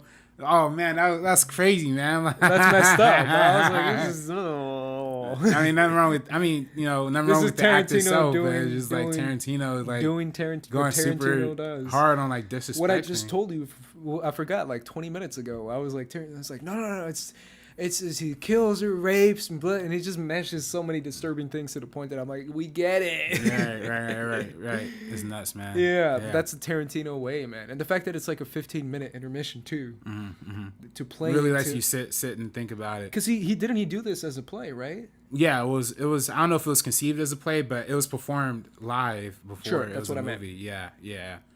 Yeah, so that plays a huge hand for it too. But we were talking about time, that scene, and also the whole Channing Tatum side adventure scene too, where we get to see Channing Tatum act like crazy. Right. I thought his best performance by far. Yeah, it is kind of his best. I was gonna say it is kind of his best performance by far. That and Magic Mike. If you haven't seen Magic that Mike. and 22 Jump Street. If you guys haven't seen it. I still said it the other day where I was like, best part 1 and part 2, Godfather 1 and 2, 21 and 22 Jump Street. People think I'm joking when I say that, but I mean that. Hey, where are we putting the Magic Mike films at? That's where we gotta rank them. You know what I mean? 1 and 2. I guess, but yeah, and Channing Tatum's best role ever. This movie's also really sadistic too, man. The fact that I don't know, isn't it? Yeah. Do you feel that way? I feel that way. I was like, man, this is kind of, especially the ending, right? Yeah. But the ending is supposed to say, look at Samuel L. Jackson's character, look at Walton Goggins' character, two people that will never work together in anything and will never trust each other. Yet for a moment, they do at the end of this movie, realizing who Jennifer Jason Leigh actually is. Right. And taking joy in torturing her in the horrible most way possible, right? And realize by hanging her, and it's one of those things where two people from different backgrounds can come together. I don't know. That to me was like the biggest point of the whole movie, and in a very obvious way. I don't know if that's what you took away from it. Right. And they even get connected by the Lincoln letter, the lie at the end. That, you know, both of these characters, we don't know if he's the real sheriff. We don't know if that Lincoln letter, you know, Lincoln letter is obviously not real, but the lie and the conception of the lie is what's most important in mending that. So it's almost the Atlanta episode where it's like the Confederate flag South people, right. But they're like, yo, that hip hop is dope, bro. Right.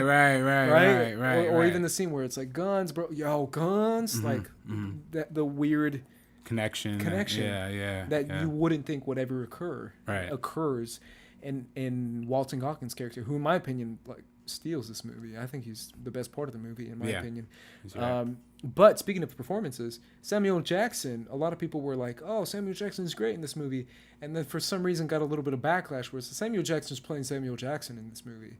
I don't know about you, but do you think Oscar winnings or Oscar performing Samuel Jackson, or he's still playing Samuel Jackson? No, I mean, this is definitely one of Samuel Jackson's best performances. I agree. And is probably one of his biggest performances, honestly, like in terms of time, screen time, and the scope of emotions that he has to go through, because he has to be super sinister, super calming, super funny. Yeah, super funny, super witty.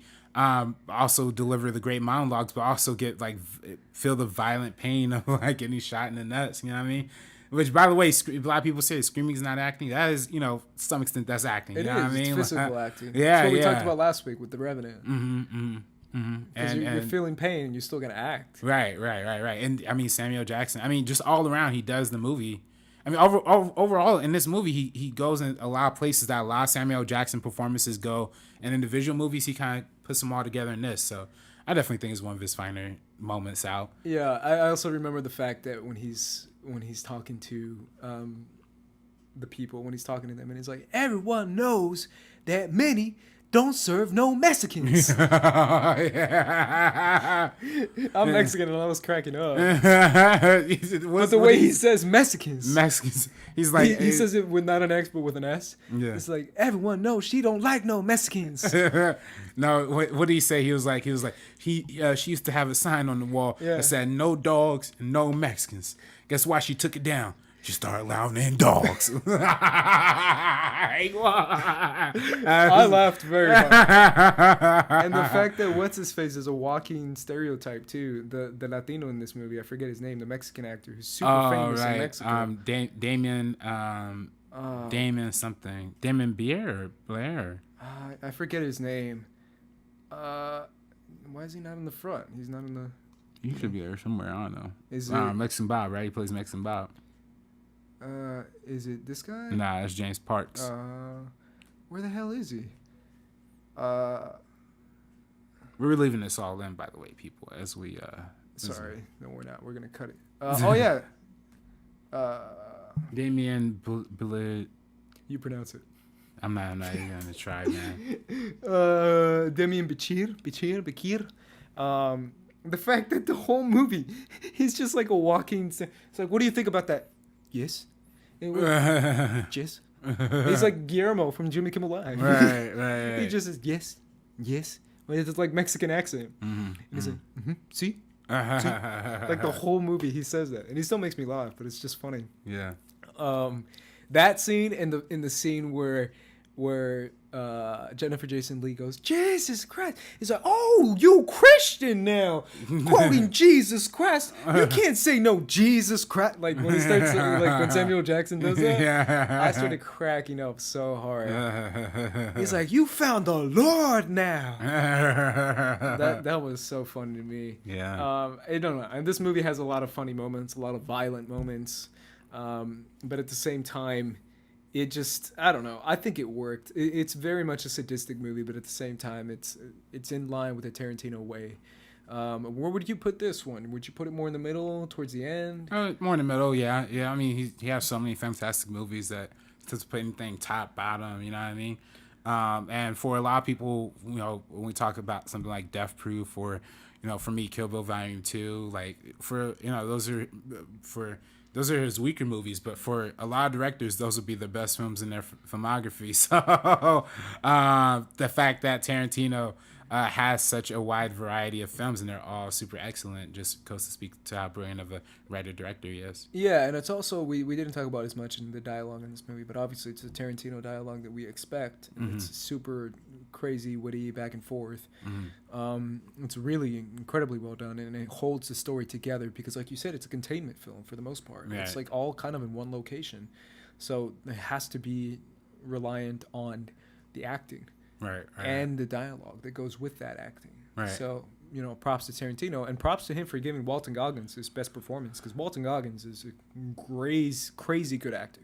Yeah. Like, he's super good. Let's finish up by talking about how Tarantino said he's only going to do 10 movies and then retire. Yeah. With this one's 8, right? Yes. This one's 8, I yeah, think? technically. Because I think Kill Bill is supposed to be 1. Or it could be 9. I don't know. But either way, Tarantino says he wants to do only those 10 films and then retire. Yeah. What do you think about that? He's not going to retire. You think it's bullshit? Nah. I don't know if it's bullshit, but he might do something else. Like, he might do TV. Well, he said he kind of wants to get into playwrights and stuff. Right. I mean, I could see that. I mean, I mean, this is a play right here almost. Hateful Eight to some yeah. extent. Yeah. But, I mean, that'd be interesting. I mean, you know, I same thing. Steven Soderbergh said he retired, and now he's back to making big movies again. I mean, I feel like with any artist, it's just not, you know, saying you're retired doesn't mean you're actually retired. But his reasoning is kind of funny too, because he says his reasoning is the fact that after a while you start to not get as good anymore. You start, it's like it's the Brett Favre effect. Right. It's the fact that it's like I'm never gonna be as great as when I just drop the mic and retire and ride off into the sunset. Where people won't be like, oh, he got a little too he was washed at the end. Exactly, he got washed out. He's playing in the field where he was good at before, but now he's just trying too hard. Yeah. That's his whole reasoning for it. Right. No, absolutely, and that's what it's all about. And I mean, salute to him for doing that. I mean, there's directors who tried to retire on a high note, but like their high note was really not a high note. So for, you know, I guess his last 2, I'm guessing, are Once Upon a Time in Hollywood and apparently a new Star Trek. I don't think he's directing that, is he? Yeah, I think so. Yeah. I think he commissioned a writer for it. I'll wait for Paramount to confirm. Hey, man. Hey, but if he directs, if he directs a Star Trek movie, I'm seeing that shit midnight the night before. You know what I mean? Yeah, that's true. But then again, any Star Trek movie I'll probably watch right away. I'm not a big Star Trek guy. Me neither, but I'll still watch it. Yeah. Opening night. Anyways, guys, that was our conversation on Quentin Tarantino. It was a long one, obviously, but at the same time, he's a well-known director. So yeah, we pushed through like 8 movies. Yeah. Hopefully you guys enjoyed that. Hopefully you guys leave us some comments, unlike last week. I'm just kidding. Either way, guys, let us know what you thought of this episode. Let us know what your favorite Tarantino movie is. Let us know what your least favorite Tarantino movie is. Let us know what you think of him as a person, as a personality in Hollywood. What did you think of the conversation? Comment section down below. That's what it's for. Either way, guys, for the Meaning of Podcast, I'm Ace. This is RB3. And we are peacing out, guys. Peace out.